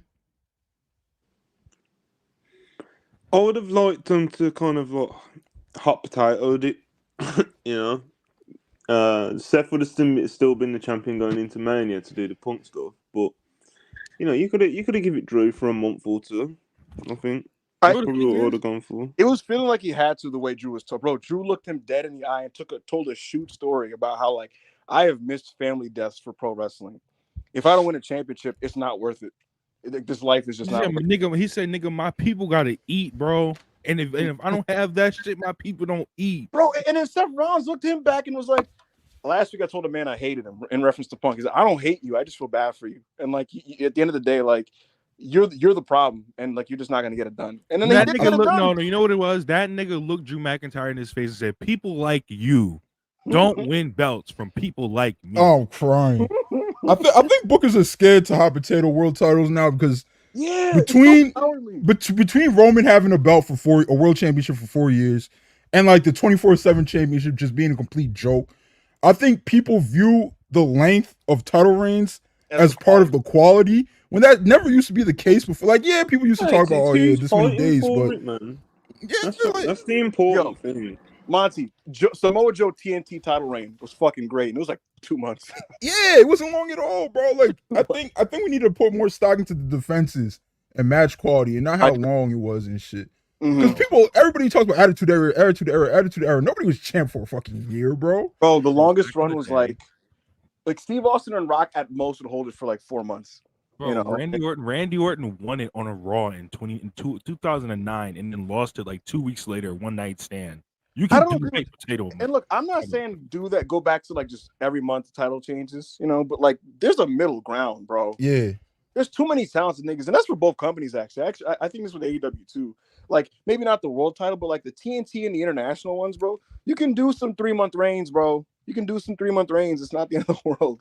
You know, not everybody has to break a fucking. It's not even like traditional hot potato. It's just if it's two people who trade the belts and it's your top feud, then so you remember when Randy Orton went on the the rebirth of the Legend Killer run? Yeah. No, Oh my god, that was he did. godly. Yeah, he won the world title off Drew, and then lost it to him a few weeks later. And that was Yeah. fine. It didn't hurt the belt. It didn't No. hurt anyone involved. Bro, Right. nobody cared. We need to get back to this. Monty, what do you have? Do you have any thoughts on Naomi coming back to WWE? God bless. Hope she's getting paid. Do you agree with my assessment? Someone like AO said over and under 1.5 title runs in her return. And I said, I don't think she wins the belt at all. I think she's just somebody who's more respected and used and in the mix while also not being the But here's the thing, there is 2 world titles. Wait. Yeah, but bro, think about who are the priorities right now, And wait, really quick, Andy, if you because they're not showing me the super chat in the starred section. They didn't show it. If you can tell me in the chat what you asked Look, me. I have the super chats. I'll bring them up. Go bring them up. While I'm gonna go backstage. Y'all get back to your show. We're wrapping up here. Monty, do you so you think Naomi's gonna win the championship? I'm gonna write it off, bro. There's 2 world titles. People like Naomi as well. I do. I think there's a way to. I can definitely see a world where she comes in and she builds momentum straight off the back of a re-debut, and you get to a point where you're like, well, fuck it, Yeah, I mean, it definitely depends on that. You know what I would like mostly? I'd like her to get way more live mic time than she used to get, because I actually think she was one of the best women's talkers they had, and we barely got to see it. And if she was inserted in the division right now, she'd be one of the better promos. And a lot of the women's that are pushed aren't great promos. I think she's a better promo than God, who would everybody besides Becky? I'd have to think about it, to be honest with you. So I'd like more live mic time from her, and we'll see. I just think, for example, Claudio Castagnoli will never win the AEW championship, but But we all agree that he's an important part of the show. You know what I mean? So I kind of see it being in that respect, but we'll see. I'm not opposed to it. I think she's gonna win a tag titles with Bianca or something like that. Personally, alrighty, that'd be cool. But anyway, I'm jumping out again. All right, we're gonna go let's to super chats and then sign off here. Let's go to the closing stretch of this show. Andy, like I said, please, if you can ask me, tell me in the chat what you asked me. They did not show me the super chat. Will Chisholm, $5. I gotta say this sucks for the Golden Lovers. Both members are down. Ibu didn't see the match, but I did. I don't think Kota Ibushi should be in a wrestling ring again until he is 100% healthy. And if he still bombs on being 100% healthy, then that's the time I think it will be to write him off. He hasn't been healthy all year he's been wrestling. Remember the day before his match against Speedball at WrestleMania weekend last year, he was like, "Yo, my shoulder's still cooked. My shoulder still hasn't properly healed." And last night, I think it's completely disgraceful that Noah let him go out there with a broken ankle and a cracked forehand. I think it's completely disgraceful that they even allowed that match to take place in the first place. So, maybe what are your thoughts? Yeah,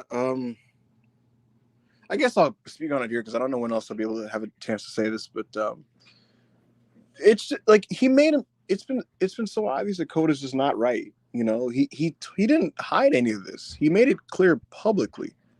He made it public that he wasn't doing well. And wrestlers can be their own worst enemy, Rob, because some guys who are hard-headed like a Kota Ibushi are going to still try to perform in spite of their injuries.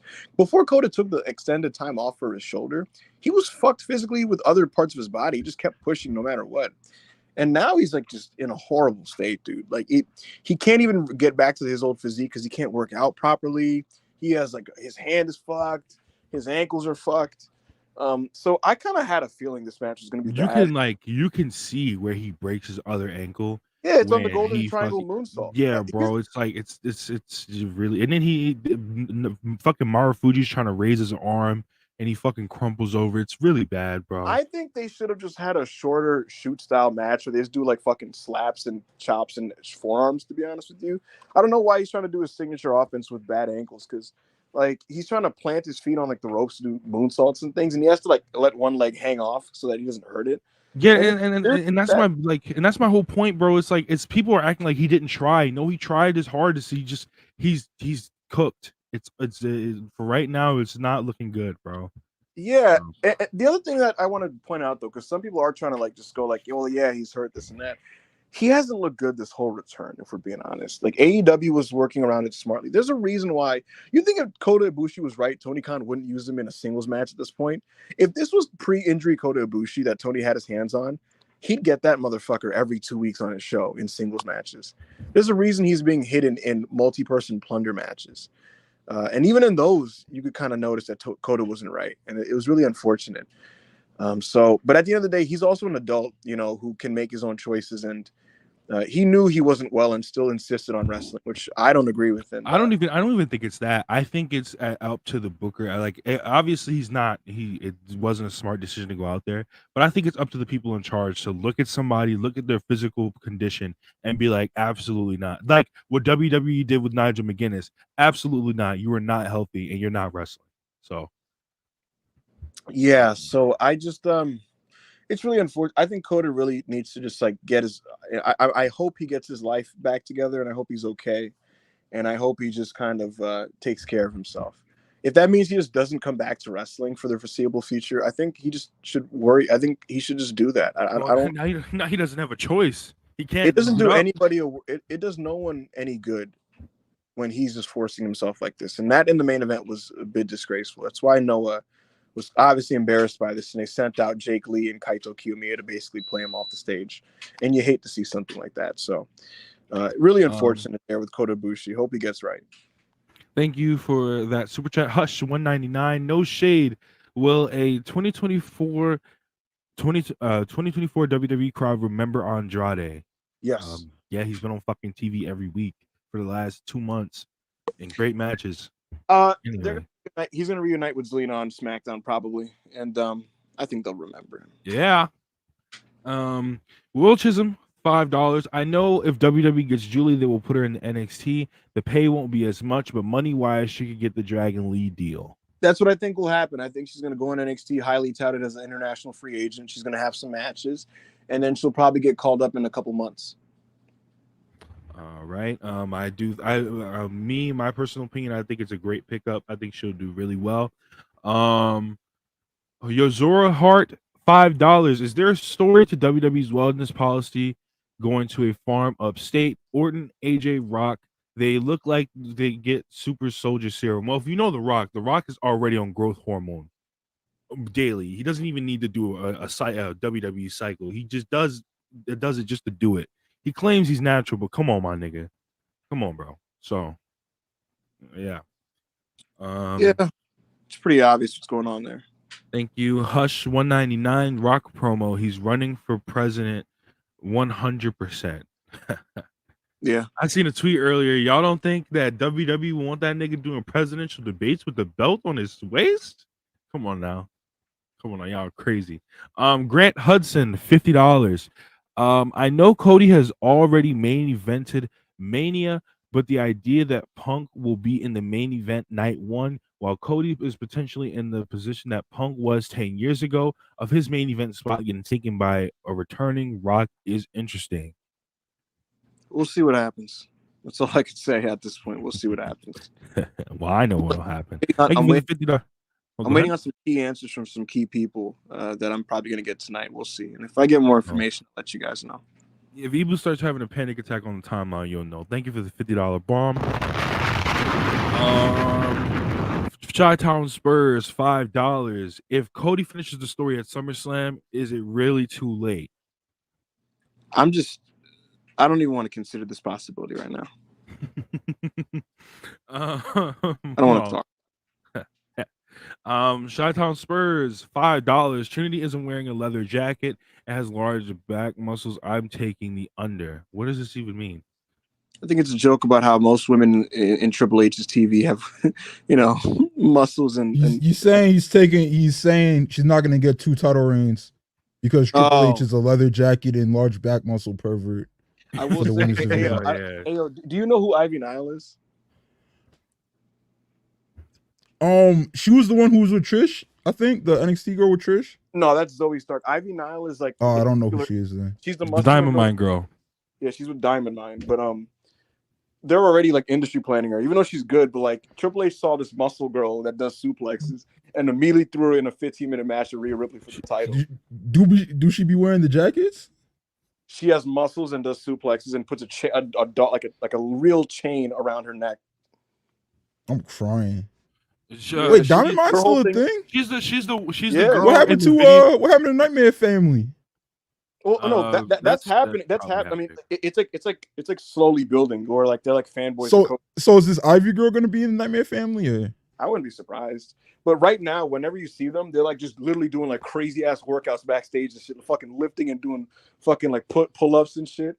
And it'll be like the Creed's getting ready and shit. Like you'll just see them doing crazy ass workout. And they do video packages where they're like, "My name is I'm a Division I, blah blah blah blah blah." Bro, she literally does. You ever seen those fucking Julius Creed lifting that woman videos on social media? AO? Yeah, that people go crazy for seeing them. Basically, they don't want. She's the one who be doing like she be on the barbell where Julius Creed is like overhead pressing it. Yeah. Oh, I thought that was that Zoe girl the whole time. No, Zoe's she's just light skin. Mr. Hanky. Ivy isn't on steroids though, brother. Yeah. Let me see. I don't know who this is, but let me see. Ivy. If she's called muscular WWE standards, I'm pretty sure you're wrong. If you go to her IGAO, you're gonna. Yes, brother. She's on steroids. Come on. Bro, look, she wants TV, and she's like, "I'm gonna take care of Rhea Ripley." Like, all right, but Also, AO, can you do me a favor? If you can come on, my nigga. Like, I was a personal trainer for a couple years after college. Like, I know everybody doesn't have that kind of experience, but come on, yeah. You know women can't get that big naturally. Like you know this. She was she was giving Rhea Ripley second row Germans. She was like, come on. So yeah, she's gonna get a big run. Look, if you want to get pushed in Triple H world and you're a woman, you gotta get big. AO, if you could do me a favor after I pull up these last few super chats, if you could find Andy's super chat, can you put it on the screen for me? Thank you. Next super chat, Will Chisholm, $10. They made Naomi and Lacey Evans feud over a singing contest, and with that Sonya Deville storyline, didn't she date a girl who was accused of racism? No, she wasn't accused of racism. She quite literally had Nazi paraphernalia in her room, in her bedroom. So, yeah. Seth Rollins' ex-girlfriend, by the way. That is crazy. I thought I was gone, but anytime that I can remind the people that Seth dated a literal Nazi, a literal neo-Nazi. She quite literally posted the unicorn with a swastika on it on her wall. Bro, and then her friends would question her about this before she got famous. And she was like, if you don't like it, you don't have to follow me on IG. I'm allowed to collect whatever I want. That's crazy. That's crazy. What's up? Duce Rhodes, $1.99. Can't wait to see Drew at Revolution. You know what would actually be fire? Do you remember, Rob? We were just talking about this the other day, watching old Puro. How what happened to Gaijins? Yo, oh my God.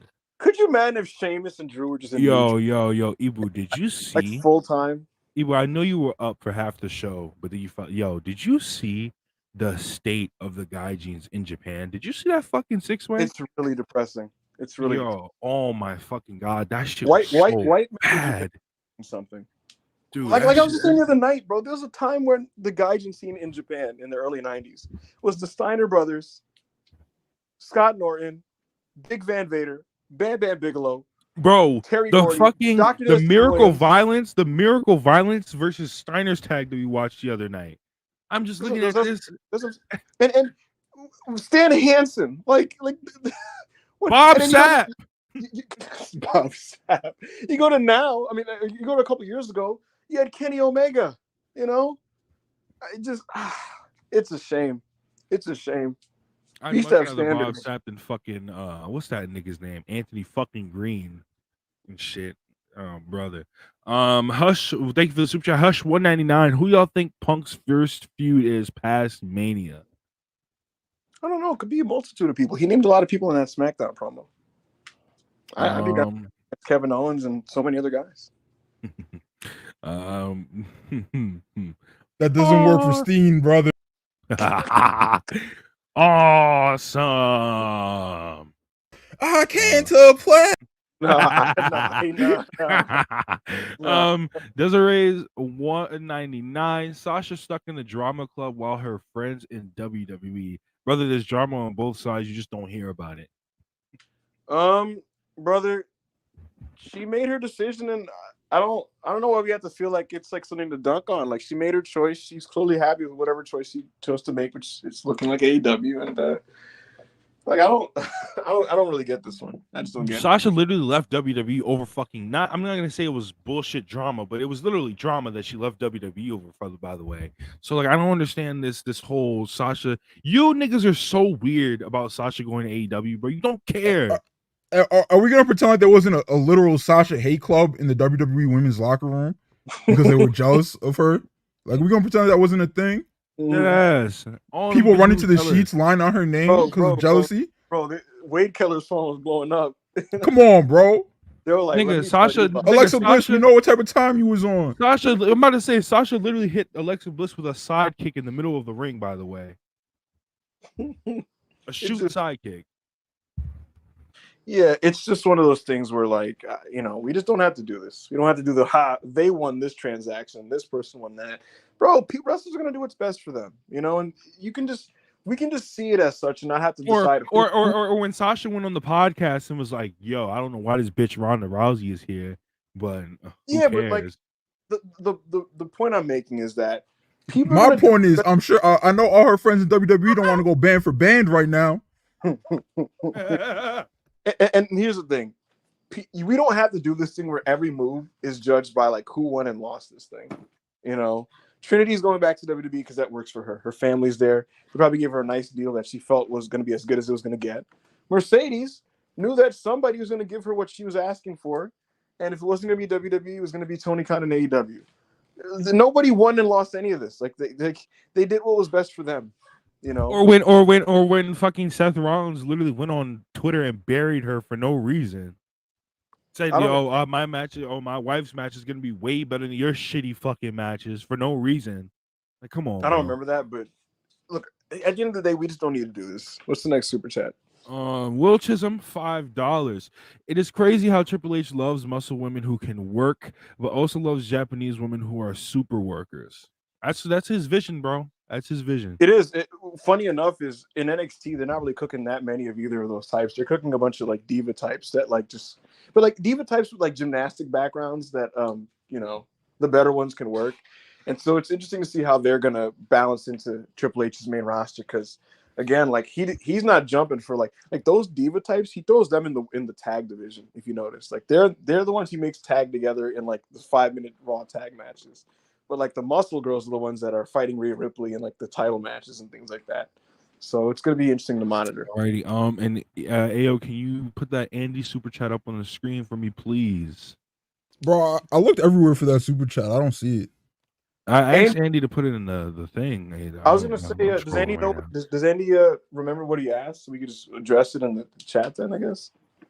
I'm scrolling right now. Hold on. Damn, we've been here for a hot minute. Let me go up.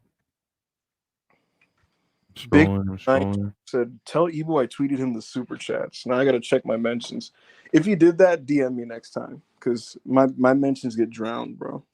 Yeah, that brother got 20K followers. Bro, my mentions get completely drowned. Like just in the last 4 minutes, I have like so many fucking tweets. I'm not seeing it, bro. It got drowned out. I'm scrolling right now. Hold on. Oh, I see it. Okay, so okay. Matt Hennessy said Cody Story's winning the WWE Championship, but it doesn't need to finish at WrestleMania. Could Cody beat Roman at the Chamber? Cody gets the title that way. I mean, I guess. Matt Hennessy said, did you guys see Raw Talk? They're setting up DIY versus Judgment Day for the tag titles. We are getting Finn Balor versus Tommaso Ciampa next week on Raw. That sounds great. That's what I'm talking about. You know what I mean? You niggas have awesome truth. You know, awesome. Yeah, that sound fire to y'all? Yeah, it does. Hey, yo, pop back up real quick. Come back. What's Do up? you see my stupid? Do you see, like, it wasn't really an argument, but do you see what I was saying with Rob about, like, niggas thinking it's okay to put Miz and Truth for 25 minutes on TV? Like, Nigga, they took a whole 2 quarters last night. hey, yo, 25 minutes. I'm like, That's yo, crazy. I don't need 25 minutes of these niggas. There's too many good Yo, wrestlers. can you please explain to Ibu what I'm trying to explain to him, that this is an entertainment program, not No, a but professional wrestling program? But here's the thing, Bro. like, I said it to Ibu last night, right? no, it's not even about that. It's hilarious watching Ibu be frustrated at like 19 and 20-year-old girls not liking wrestling for the same things that he's wrestling for, bro. Like he'll see a 19-year-old girl be like, bro, they grew up on Awesome Truth and that bullshit, that fucking and the bullshit. 24/7 championship and Brand what else supremacy. is going on? What else is going on in early in mid 2010s WWE, bro? All that SmackDown nonsense, bro. pay-per-views and shit. Like, Yeah, like they grew up on That that dumb nonsense, shit. Raw and bro. That's what SmackDown they're pay-per-views are nostalgic fire, about. ironically. this fucking sucked. And so, Ayo, like, I'm watching Ayo as Miz and Truth are just on TV. I'm like, yo, Chad Gable is like chilling right now backstage, and you niggas come booking for a match, and they're like, it's an entertainment show. You can be there next week, nigga. Put them on every week, bro. I don't watch for this bullshit. I don't want to see these niggas, bro. 25 minutes is crazy. So yes, Ciampa versus Finn Balor. Sign me. That's the type of content I want to see. What are you gonna do? What are you gonna do? What are you gonna do when that just tanks a rating? What are you gonna do? It probably will tank a quarter, but Bro, I would say you have to find a happy medium with this kind of shit, right? Because I know a lot of people watch WWE for Awesome Truth like stuff, bro. They don't watch it for actual wrestling. So like this is not where WWE's fan base is at. Like they want to see the mid, they want to hear awesome and all that nonsense. They want to hear what's up. That's what they want to see, bro. Like 30 minutes is crazy, bro. They did a match one night. They did Tommaso Ciampa versus Giovanni Vinci, and they just straight up wrestled for 5 minutes, and them niggas tanked a quarter. It was the least watched quarter in Monday Night Raw history. Yeah, they were just grappling. Yo, they were doing grapple fucking like striking and shit. And I was like, yo, yes, and that Ciampa Vinci 5-minute grapple fuck was the least. He went down to 1.19 history. It's the lowest rated match. Yo, that rating that had me howling, son. Yo, it was just that match was heat. That's what made it funny as fuck. Bro, I was howling because Ibu was talking about how much he loved that match in the Wrestlers group chat. And then like the next day, whenever Raw quarters come out, because it's not like they come out every week or whatever. But whenever it came out, bro, I looked at that quarter. I was like, Jesus Christ. niggas was Raw. Like, bro, people don't watch Monday Night Raw for this. The home audience really saw it. They're like, ew, where the fuck is Miz? And they just fucking switched. Like, that's crazy. They wanted to hear those. What do they call them? Like baby balls, little balls, or whatever tiny they call balls, them, bro. Yeah, they wanted to hear that. They didn't want to see no wrestling, bro. Hey, why do you think, bro? Why do you think Chad Gable really does the shoosh and the thank you, bro? You think that's really his body, bro? Or do you think he's just I think Chad Gable is genuinely a funny person in real life. Oh, of course. That like can make people laugh. But if he had to, actually I don't know, bro, because you see how over Kurt Angle got and stuff. Yeah. Like being the Olympic hero and stuff, and that whole comedy character, and then being a killer in the ring. So maybe he does want to do it, but I guess my point until he started being a dickhead. I just think, but yeah, that is how he got his foot in the door and like how he started getting put on TV. It's not because of his wrestling, bro. That's what I'm saying. Because he's been this good for like what, 5 years now? Bro, Chad Gable's been nasty for like 6 years. I think for him, he sees what like the vibes is, right? And he's like, this is what I got to do to get on TV and in matches, and then that'll allow dance, nigga, dance. You know? They said that boy shucking and jiving. Low key, so he could hit that chaos theory. They said he's shucking and jiving so he could go out there and hit that chaos theory. Like, he's seeing Miz and these niggas, and he's like, all right, I'm gonna be a little funny. So he gets on TV and he's like, Otis, and Otis is like, oh yeah, and he's like, Otis fat ass do the worm and shit. Yeah, Otis starts jiggling and shit. And you think Otis be doing the worm in front of the hose? The fact like at like a barbecue and stuff. Like at a kickback, you be doing the worm, bro. Bro, the fact that WWE is like, let's also add a baddie to this just to make sure like niggas don't turn the channel off. You know what I mean? They put Maxine in it. So it's just playing the game. In AEW, they're doing this too, bro. Look at Action Andretti. He's gonna start making drinking water his thing. Like, No, that nigga not he can't do drinking that though, because shout out to the homie Jordan Patu. He made a good point. Whereas like I don't mind people having quirks to their character and doing things to get over. Like the Shoosh thing. I saw those clips. I think Gable like leaned into it a little bit too heavily, but good for you. You got something over, bro. There's no getting this water bottle thing over every single week, every match. Like it's not like you did it backstage, you did it in a match. All right, bro. Like let's chill out now. Don't do no more, bro. How much you want to bet, Ao? It's gonna keep going. Like, could you imagine he gets like a singles match against like Hangman or whatever? Gets a match with Hangman Joe. mid buckshot lariat. Hold up, it's Hydretti time. No, bro, don't do that. Hey, yo, the thing is, you're gonna definitely tweet like, LMAO, Andretti's crazy for this. Nah, because it did pop in the battle royale, but now I was just like, all right, you gotta stop. Yeah. But like things that I don't think are funny, bro. I don't pretend they're like you don't see me out here posting Danhausen clips, bro. No, you don't see me doing that shit, bro. Fuck that pussy, let him ride by himself. Bro, this is gonna be the new wheelchair. This is gonna be the new giraffe. There are gonna be niggas that are gonna post that shit though. It's like, oh, Andretti had it again. I Shove the water bottle up his ass. I will say for now. You know what I hate? Most of these AEW memes actually do make me laugh the first 2 times. It's that eventually it's like, all right, bro, like the watch for the shoe was funny and at the beginning. And even Roddy was kind of funny at the beginning.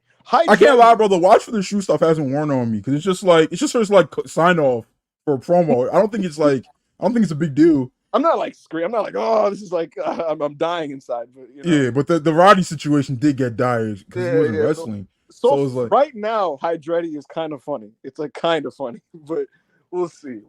But Miz, yeah, I'm just gonna like R-Truth being just a dumb nigga. Like, I get it. You know what I mean? Like, that's his thing. Do that in a fucking 2-minute backstage pre-tape. Yeah, the homie Dan said, God, I hope Roddy isn't a clown after all this devil reveal too. It wouldn't make why would he still be a clown, bro? Like, it wouldn't make any sense. So they have to drop it. Like, I'm glad he got a character over for maybe the first time in his career. Yep. Stop, though. Stop, bro. Do you have any stats? Andy says, Raw was excellent. Becky Nia, Cody Knock, Drew Seth had good stories. Had to admit, Awesome Truth worked for its audience, even though it wasn't for me. Yeah, I never said it wasn't over. Hate Cody losing his spot. Does it send it to AEW? Way too early to say any of this stuff, but we'll see what the fuck is going on. I'm waiting on some answers from people. I think it would take a lot more than Cody getting cucked again to go back to AEW. Yeah, I think he saw the reaction to him crawling back to WWE, and it would be so much worse if he went back to AEW, bro. Mm-hmm. I think he eventually does come back though, like as a legacy act, like when he's 40 something, but not right now. Not while he's chasing world titles and stuff. Especially before winning the belt. Yeah. We'll see. Alrighty, and that was make sure we don't have any more. No, there's still more. Will Chisholm $5 super chat. Triple H gonna send them NXT divas to Stardom so they can get better. Yeah, that's gonna happen. It was up to him. Hush, $2 super chat. Danhausen to WWE feels inevitable. That would be fire. Let's set that up right now. No. Yo, Dan. Awesome Truth House. No. Niggas not here for that. Niggas not here for Awesome Truth House. Is you a demon or is you like a gremlin? Where you? Is you a vampire? What is you? I'm Danhausen. You're Truthhausen. He's like, I'm what? Yo, I ain't buy no house. I'd literally go back to my old 2022 self. I can't cap. Or you pretended to hate WWE. That would make me quit sports. Bro, I don't know, bro. The chat seems like they're popping for Awesome Truthhausen. Awesome Truth. What did you do? Because I am Danhausen and I'm awesome. Oh my god, sounds horrendous. I'm here with my friend Mike the Miz, and put that shit. And what stupid name would he give R-Truth, bro? Oh my god, Ron Hausen and the Truther. The Trutherhausen. Put that shit on Main Event. Nigga, keep that nigga. Put that shit on Level Up, nigga. I'm not trying to watch that. Put that shit on Main Event, nigga. Send that nigga to All Japan and have him get beat up by Nakajima. Could you imagine? Mhm. You seen them kicks Nakajima was giving Charlie Dempsey's little ass, bro? Oh my god. That shit would crush Danhausen's sternum. They should have put my nigga Charlie in the undercard. I don't know why they put that nigga in the main event. Yo, nigga said Danhausen in Alpha Academy. Shushausen. Yo, Evil might end it all if they did that. Bro. Look Look at Tozawa being like, hold on. You are Danhausen? And he's like, I am. And he's like, and they do a dance together. They both do the dance. Otis is like, oh yeah. And he starts jiggling. Very evil. Oh my god. Yo, that sounds like the worst segment of all time. Oh my god. What are the other super chats? Y'all good.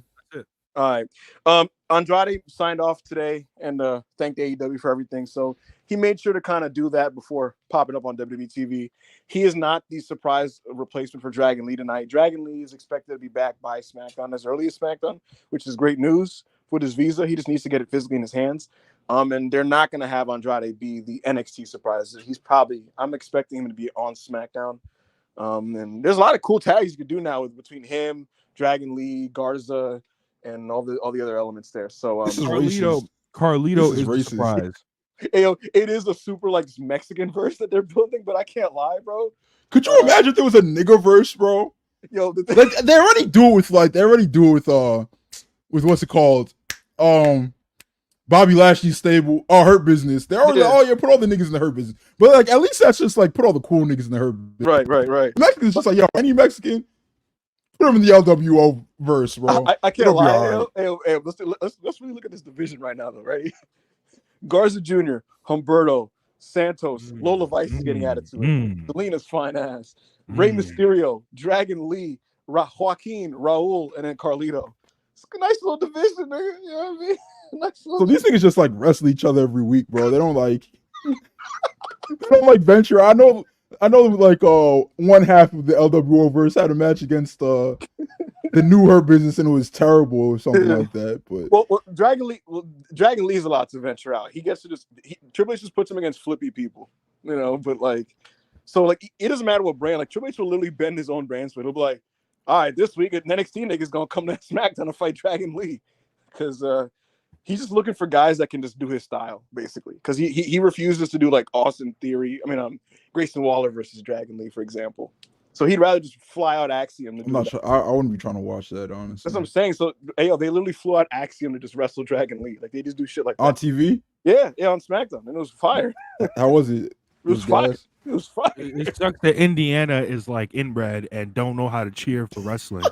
Yo, Dragon Lee and Axiom were doing lucha, bro, in Indiana. Nigga, nobody goes to a SmackDown taping for flips and holds. They want to hear that acknowledge me. They want to put their ones in the sky. They want to say They want to do all that, bro. That's what people go to SmackDown for. Had like Jimmy Uso versus Randy, and that had like 4 times the amount of heat.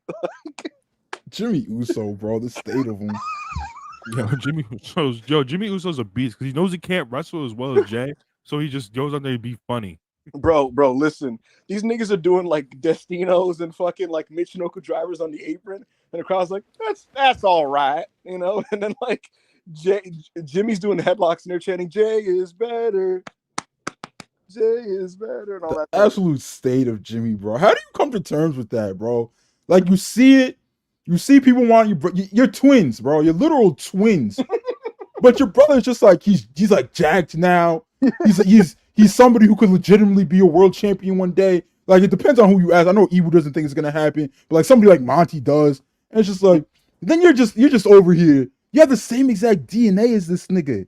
And you're just fat, bro. Like, nobody really cares what you're doing. You don't got the cool entrance your brother does. Like, you have no sauce. You have no drip to you. Unfortunately, you know the promo your brother is like.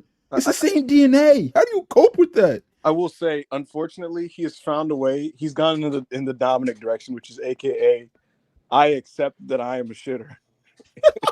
Like I accept that I'm a shitter, so I'm gonna just be funny. Fuck it. Like, does he do that thing where he's like, "Yo, I'm gonna make fun of myself before anybody else can"? And then so he'll be like yeet, and then Roman will be like, "Yo, don't say that shit." I'm crying. They've done a couple segments where like Jimmy Uso will talk to Roman. Roman looks serious as fuck, and he'll be like, he'll do like a football run. He'll be like, "Hey man, you know you the quarterback. Hey, we know you the quarterback, but hey man, I be running that thing. He'll just like he's juking niggas and shit. And Roman's just looking at him like, nigga, what are you talking about?" Yo? So he's like trying to do like this whole he's trying to do like this whole Sami Zayn thing where Sami was just like being a clown. And he also thinks he's next to be the tribal chief, and Roman would just be like he'll be like, "Hey man, I'm next, right?" And Roman will be like, "Yeah, all right, little nigga. Yeah, we'll talk about that one." He said, yeah. It's promotion season. Yeah. You know, so y'all remember that Jimmy came back to the Bloodline as like the serious one, and he had like nobody's bitch shirt and like refused to bow to Roman. Y'all remember that, right? It wasn't that long ago. Yeah, I forgot. Here's another thing. So Solo Sikoa, right? When he comes out, his team is like, "Da na na na na, we're bringing it on," and it's like a trap beat, right? And when Solo comes out with his serious entrance, right? Paul Heyman walks behind him, serious. Jimmy Uso is literally doing like his version of a na-na dance to this theme song now. Like, all right, bro.